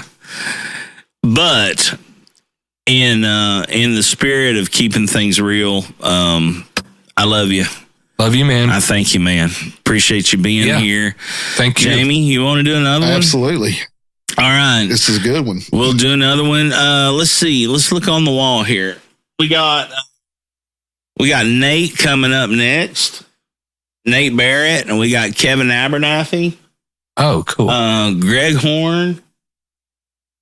Alan Sims, Knoxville Urban guy. Steve Wildsmith. That'll be a good one. That would be a good one. and Alex Leach coming up this month. So it'll be a lot of good ones. We'll cover a lot of ground. And for right now, boys, I want you to feast your eyes over here to the big screen. We're going to see Bobby Eaton come off the top rope with the Alabama Jam. We all know wrestling is predetermined in their outcomes and it's sports entertainment. We will not say that it's fake, or the ghost of Dusty Rhodes or Roddy Piper will come through here and whip all of our ass while we're on the podcast. But I'm gonna implore you to take the opportunity to go find the Midnight Express and Bobby Eaton coming off the top rope doing the Alabama Jam and wonder and ask me and answer the question of how did he not paralyze this individual night after night of him doing this maneuver. Here we go. You ready? Yeah. How does this happen? And that fucker is not dead. He just came off the top rope with a knee to the back of this man's head. And if that didn't finish him off, here comes Dennis Condrey with the Nights Out. 1, 2, 3. We love you guys. One more for the good guys. Cheers, everybody. You either is or you ain't. You do or you don't. You can or you can't, or you will or you won't. Either way, baby, a good man, well, he's hard to find.